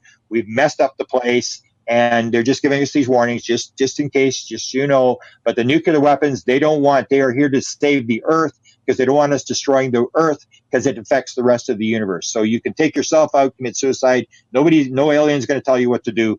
But in terms of nuclear weapons, they want that shut down because they say it affects the rest of the universe. All right. I appreciate it, Grant. And we got just a little short, 15 more minutes, 17. So any other questions, if you can give them some quick answers, will be helpful. Yeah. Long as they don't ask for the nuclear codes to something and or, I don't know. But anyway, Abdul, you are up. Go ahead, and you have a question for Grant or whomever on stage, you can say. Hello. Can you guys hear me? We can hear you. Yes. Okay. Yes. All right. Nice to meet you guys. Thank you for letting me speak. I loved listening to you, Grant. And I had you actually came back to what I was going to ask. Gave me a kickstart on it. I was going to ask you how you said the experiencers were getting these certain messages, right, about the nuclear stuff or climate change and stuff. But I've always been questioning that, being a bit skeptical. Like, it's just weird because how do these things know? Well, we don't know, but then just think about it. Like, how do these things know these things? Like, it's like they're predicting the future, thinking they know us so well, they know our environment so well, they know our capabilities so well. It's like they've had some sort of connection to us, knowing our nature, human nature, so well. It just seems like they're not that too far from our nature as humans. It feels like they know us so well. I don't know. I've always been questioning because people think it's something extraterrestrial or something non-human-like, but I've always been questioning that because it makes me think they are somewhat human or near human because they know us so well. What do you think of that? I've always been questioning. Well, I can talk about the future. I always point out that if you go to a psychic and she tells you you're going to have a car accident tomorrow, and you have a car accident tomorrow, you got to start questioning time and space. Is there such a thing as time and space? Or as the beings say, it's all one thing. There's no time, there's no space. It's all happening here now. All your past, present, future lives are all together. And they know that. 40% of all experiencers say at one point during their experience on board the ship, they knew the answer to everything in the universe. And I've actually asked some of them, I said, well, how do you know you knew everything? How do you know there wasn't something like number 6, 7, 8 on the far side of the universe they forgot to tell you about? And they go, I'm not sure, but I just know I knew everything. People have near-death experiences, a huge connection. 31% of all people who've had near-death experiences say at one point during their experience they knew the answer to everything in the universe. So this is the thing. It's all the answers are there. They have all the answers, the past, the present, the future, all this kind of stuff. We're making a bunch of bad assumptions about how things work. So they know us. And the other thing that I can point out, Barbara Streisand's stepson is an experiencer. I've dealt with him for a few years. He said when they come in, what they told him is that when they come to you, they come into your head and they will use whatever's in your head. So if you're in a fear state or whatever they use fear, whatever's in your head, they will use to teach you a lesson. They have no other choice. They can only use what's in your head. They can't give you stuff that isn't in your head. So that they can link in. That's this whole consciousness thing, that we are all connected, that people will describe that when they're with the beings, they know exactly what the beings are saying, and the beings know what they're saying, and they don't have to make any words or anything like that. So we have to assume that it's a non-locality, which is quantum physics talks about. Spooky action at a distance, the dual slit experiment, all this kind of stuff. It's all fitting together that the world is much, much stranger. It's much more magnificent than what we think it is. But we're making a bunch of assumptions, bad assumptions. We're building a house out of bad blocks. All these blocks, we think we got the right blocks, and we don't. Or as William James said, who was the father of American psychology, said, you think you're thinking, you're actually just rearranging your prejudices. That's why that's why UFOs are so important, because anomalies tell you something's wrong. If the world was the way we think it is, these things would not happen. When something weird happens, that means you got a block that's wrong. Something is wrong. You better figure it out. All right. All right. Okay. All right. Great question, Abdul. Appreciate it. We're going to move to Alex. Alex, I know you've been waiting, but of course, that's how we do it, and I appreciate you. So what is your question today? Hi, yes. I was wondering what your opinions are on Elizondo's words in a recent interview in which he stated that as a whole we would feel somber and that charlatans need to go into hiding. I would love any sort of interpretation or elaboration on this and what charlatans he may be referring to, as well as why as a whole we would feel so somber when so many of us are very accepting of the possibility of extraterrestrials. Thank you. Well, he's got people that are attacking him. He's not friends with Stephen Greer. He's got a lot of people that have sort of questioned his truthfulness and stuff like that. I think that's where he's referring to. He's a hurt man in terms of what the Pentagon did to him and trying to attack him. But he's been attacked inside the UFO community as well. And the UFO community is an organization where people eat their own young. It is a very, very ugly place. Because I say the only currency inside the UFO community is ego. Nobody's making any money, so all you got is your idea, and people are fighting with their ideas, and everybody thinks they're the smartest person in the world, and that's where Elizondo's got burned by a lot of people. He was very shocked at what would happen. I've been in it a long time. I know that's the way it is. That's all I can really comment on. That I know he referred to Stephen Greer as a terrorist, and he's because you've got people like Stephen Greer who are saying that he's because he is a counterintelligence officer for the Army. So counterintelligence means it's the opposite. So we've had this experience with Richard Doty, and people in the UFO community think that the government's trying to scam us. They're sending these people out, and so a lot of people see Elizondo as this bad guy who's here to throw us off the track and stuff like that. And if you're a guy like Elizondo and people are saying that about you all the time, it's got to hurt. Wow, that's a great, and man, just make you. Unfortunately, Elizondo's sincere. I feel Elizondo's really trying to make a difference, don't you, Grant?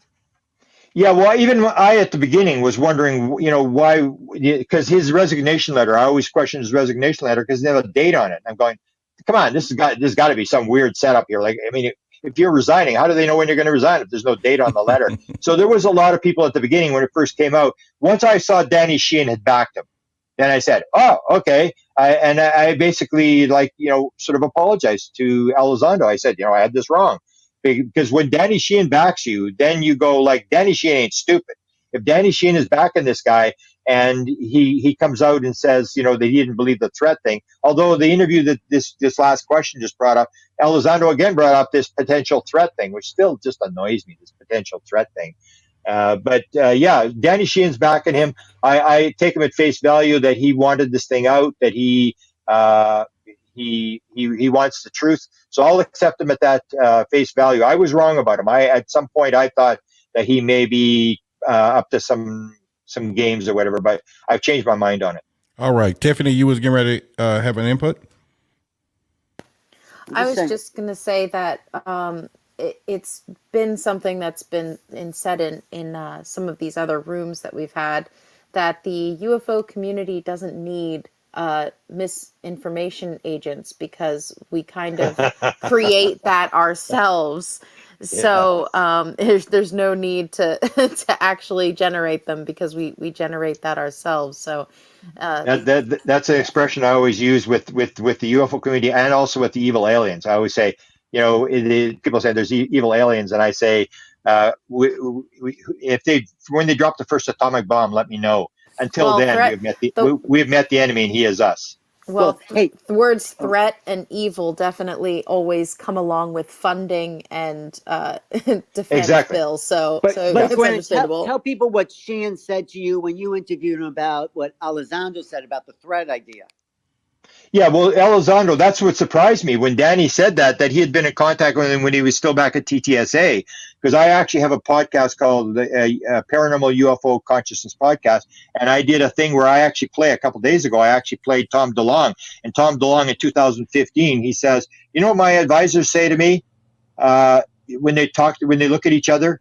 They say, what a wonderful recipe for war." That's what they say. And that's this idea that the TTSA was putting out this thing that these were a hive mentality. They're evil. They don't have souls. We have to swat some bugs out of the sky and all this kind of stuff. And so Elizondo was in there. And I always thought that he was part of this thing, of this evil thing. But then when Danny Shin said that, no, he didn't believe this, that he said that all the high level officials in the government didn't believe it was a threat. And so that changed my mind quite a bit, that I didn't know that Elizondo really didn't believe this, because Elizondo was always talking about, oh, if they take my daughter, then that's kidnapping, and if they touch her, that's assault. And I'm saying, well, if they dropped an atomic bomb on your daughter, would that be a potential threat? Everything to the military is a potential threat. And there's this idea that unless they use the threat, they're not going to get any money, because during the Obama administration, it was John Podesta, and it was the big name in town was Leslie Kean, who wrote the book. In 2010, Podesta did the forward to her book, and there she said, we need to investigate UFOs because it's a threat to airline traffic. Well, that didn't work. So now they have to do the threat thing, and you got to scare the living daylights out of the Congress if you want to get the money. And Melinda Leslie, who was dealing with Jim Semivan, who is behind this push to the Senate, she said, Jim, what is there that I could say to you that would get you so angry that you never talk to me again? And he said 4 times, he said, mess with the money. So they're getting the money. You have to have a threat. It's like selling a cancer cure. Unless you have a need, it's like business. Find a need and fill it. You become the Messiah. You become the shepherd. I'm going to save you from your threat or whatever. But in the end, we are running our own lives. That we're on the stage, and the way I usually sum up all my lectures is that it's a reincarnation world. We come into the world to do something. And when we leave the world, you only get asked one question: how did it work out? Because you set it up, you put the players on the stage, whatever. And so all we have to do when we come into the world is try to figure out, why did I come into the world? Because whatever's happened, we've come into the world at this time, in this place, in the middle of whatever mess we're complaining about. And maybe we came for a reason. We got to figure out, why did we come into the world? What are we supposed to be doing? Are we doing it? And what everybody else does is totally irrelevant. We're just here to figure out what we're supposed to learn, what we're supposed to gather, and what we're supposed to do. Everybody else is on their own little game, and we have to figure out what we're supposed to be doing. Why did we come to the earth? And people forget that. They forget who they actually are. They actually start to believe that they're King Henry VIII because they played King Henry VIII in a high school play. All right. So reminiscent of a lot of the Hindu teachings. But we have, I'll stop my crosstalk. I'm sorry. We have Jim, Bernie, and Josh. Yep. Down at the I'll bottom. make it short. Make it short. Appreciate it. But no, we do appreciate you being here, and that you coming back with me Friday. And we'll talk about it some more a little bit. I'm just putting you on the spot. I know I'm doing a bad job here, but either way, Jim, you're selling it. You're selling it. Hey, you know what? That's how we do it, and I just don't do this for me. Right. I do this for the audience, all of us, our community. When we have an opportunity to speak with minds like yourself, I have to do my job. I got to press the pen. I got to push the envelope, and that's what you got to remember about the government, is that people in the government, you have to have empathy for them, because they're selling something too. They've got a job. They believe they're saving the world. Everybody believes they're saving the world. Even the guys that we think are covering up, they're trying to save the world as well. Oh, great. And my commitment to all of us in our audience, as you know, that we're part of the Creators First program, and Clubhouse is committed to help us grow our shows into some greatness. And with you guys continue to coming back on Wednesday, and we're going to get to the bottom of some things, and we're going to give you something, and it's just going to be a perfect situation for all of us as we do it. So, Jim, what is your question? Yes, if I ever met an alien, one of the questions I would ask them is, where did we all come from? Is this planet a zoo? And tell me about evolution. Okay. Jim, did you have a question for Grant or any of the speakers? Well, yeah, I'd like to hear from Grant about evolution, and whether or not there was an Adam and Eve.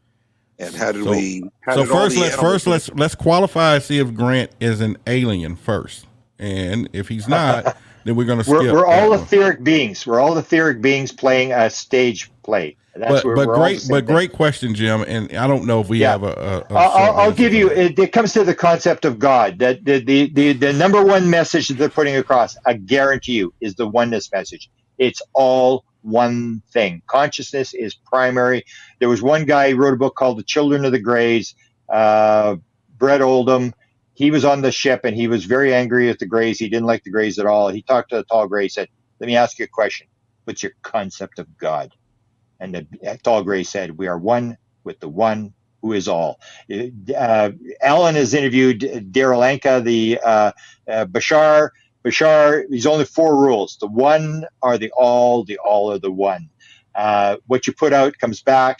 Everybody's got the same message. One. We are all the same thing. We're all parts of the one. That is the number one message. It's all God. That's the evolution. That's the bottom line, how the universe works. It's all one thing, and it's all consciousness based. It's everything is consciousness. But there's so much Matter comes division, secondary. though, and I won't take us on a whole nother But rabbit that's the ride. thing. That's the thing. Oneness. They want you to have oneness when you have division. I say everything that's considered to be evil in the modern world is created by one thing and one thing only: the mistaken belief in separation. The minute you believe you are separate, you are different, that's when evil breaks out. If you believe you are one and you are together, how can you steal someone's stuff? How can you kill somebody? It's all part of you. It's all one thing. We're all cells in the body. When you decide you're going to be the cancer cell, that's when the problem starts. You have to understand the oneness concept. It's oneness versus separation.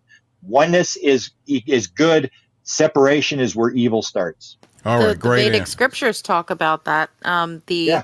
illusion of separation, the Maya, being almost like a great sleep that we've all put ourselves into and continue Yeah. to perpetuate. And the aliens are saying exactly, I guarantee you, they're saying exactly the same thing. So it Tiffany all fits together. Tiffany Myers, everyone. Tiffany Myers. Y'all hear Oh, that? I'm so sorry. I'm trying to be quiet. No, It's hard. no. You listen. You are special when it comes down. If it gets down over to religious studies and all that, that's our gal. When I tell you, even just all of the information, she's just a great resource of information. So Bernie and Josh, you two are last and up. Bernie, go ahead. Yeah, thanks, Roderick. Hi, Grant. Unfortunately, I think Alex kind of jumped the gun for me. Okay, all Because right. I was going to mention the same discussion that was had recently on theories of everything with Kurt Jamungal. But what I might do is just put it in a bit more context, because the question that was asked was interesting and something that I had in the back of my mind in terms of if I ever got the chance to ask him questions directly. That is. And Kurt asked, if the world knew what you know now and you have seen so far, what would be the reaction? What would be the reaction of the world? And I think that's a really, really important question. And his answer was even more interesting, because essentially what he said was, and this is what I'd been waiting for after seeing all his interviews, he said there will be some somber introspectiveness. There will be serious theological and philosophical questions for everyone. And I'm just paraphrasing this, it may not be exact. Many may be joining religion or leaving religion. There will be unemployed charlatans. Some may need to change their names. Unsung heroes, new names we haven't heard of, will emerge and become known. Scientific academics and media will be shocked and may need time to acclimate. Hopefully, many will be uniting in global cooperation.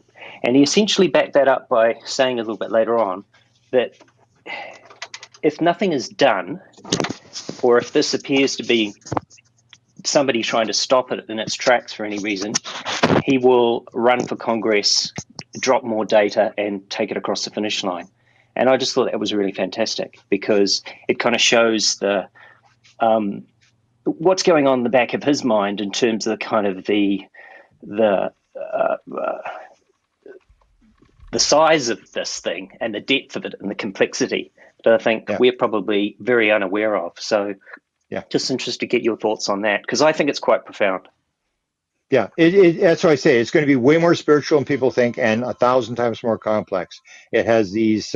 When you start looking, the contact modalities that Ray Hernandez talks about, it links into paranormal phenomena, dead people, uh, creation, God, the whole thing. And if you go to UFO conferences, you find that people think you're talking about aliens and stuff. Every single conversation ends up in how did the world get created? What's God? You get into these things. This is what this is about. It's the how the world actually works. That's what we're discovering. Is it doesn't work the way we think it is, and these anomalies are telling us it's a much different world than what you think it is. All right, Grant, you got a time for Yep. Josh's last question? Okay, quickly. I think the other phone calls come in. I know it. I heard quickly. it. So, Josh, you heard his phone ringing. Wrap it out. Go ahead, buddy. Yes, sir. Thanks for having me on, guys. Hi, Grant. I'll make it short and 2 sweet. minutes. What are the Okay. 3 most compelling pieces of evidence around this phenomenon that you have either researched or studied or witnessed yourself?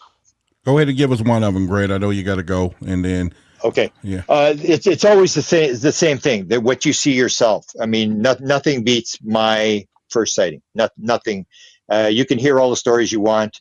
When it happens to you, it's a totally different world.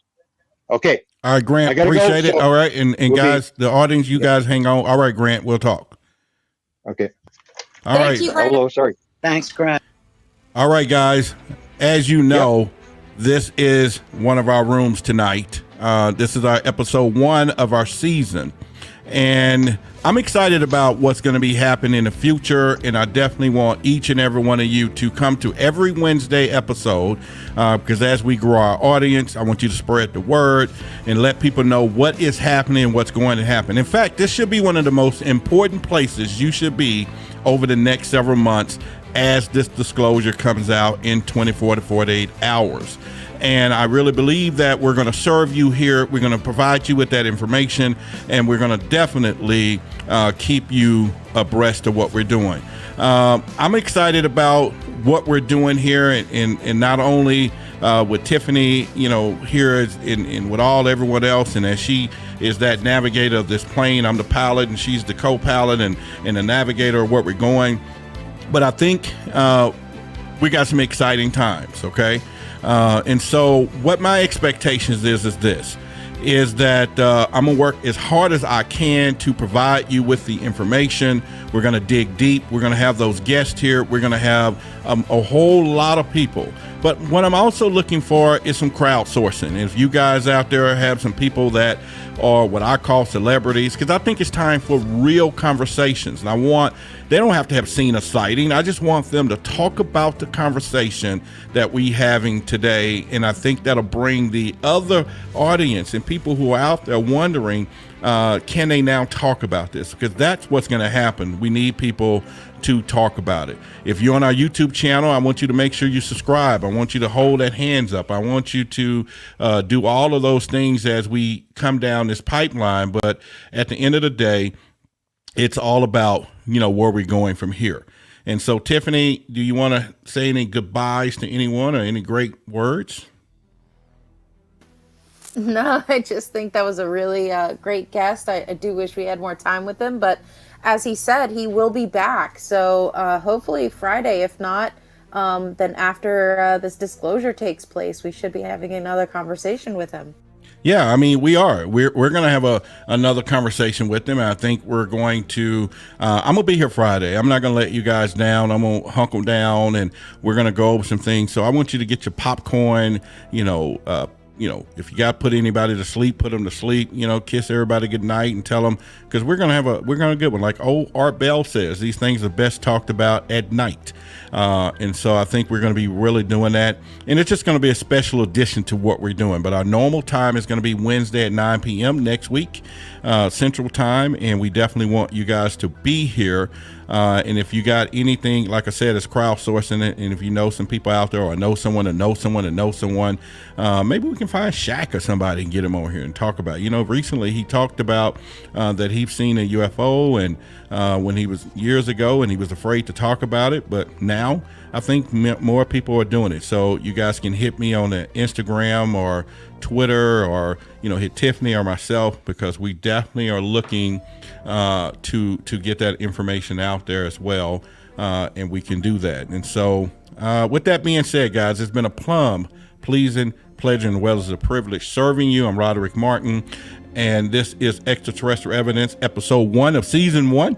And hopefully we did what we needed to do. Now, you can go to our podcast. You'll be able to listen to this again on the podcast or the YouTube channel. We did stream it live, and you definitely can go back and hear some things that you didn't hear from there. But in the meantime, I just want to say good night. Tiffany, you can tell I don't really want to go. We just missed everybody. We haven't been here in about a week or so, and it just feels like forever, yeah. Yeah, that was so hard. I was trying to be absolutely respectful of Mr. Cameron's time, but it was so hard to not want to comment all the time. I know. Well, Roderick, I just want to say what makes Grant so amazing is he's on top of the issue, all aspects of it. He's not letting any piece go by him. He eats the stuff for breakfast, so he is probably one of the best people we can get to kind of connect the dots. So it was great to have him here. All right, great. And I want to thank Honor. Honor is going to be here weekly, and that's weekly with 2 E's, not W-E-A-K, with information for us. And so you guys look out for his updates as he's part of what we're doing here as well. I just want to take the time and say I love you all. We do. And this is a great time for all of us. And so, Tiffany, I am going to go. And you don't have to, you know what? You guys ain't even got to go to bed. You can stay up all night, because Clubhouse is 24/7, 12, 365 plus OT. But we're going to shut this room down right now. So that's what we're going to do. So with that being said, guys, good night. Enjoy. See you next week. But Friday, we are going to have a special edition. Definitely, I want you guys to hit here. And we will do that. And if you are out there in our audience today and your name starts with an N and ends with a K, call me, okay? Because I just want to talk to you and my buddies out there. Good night, everyone. Bye-bye.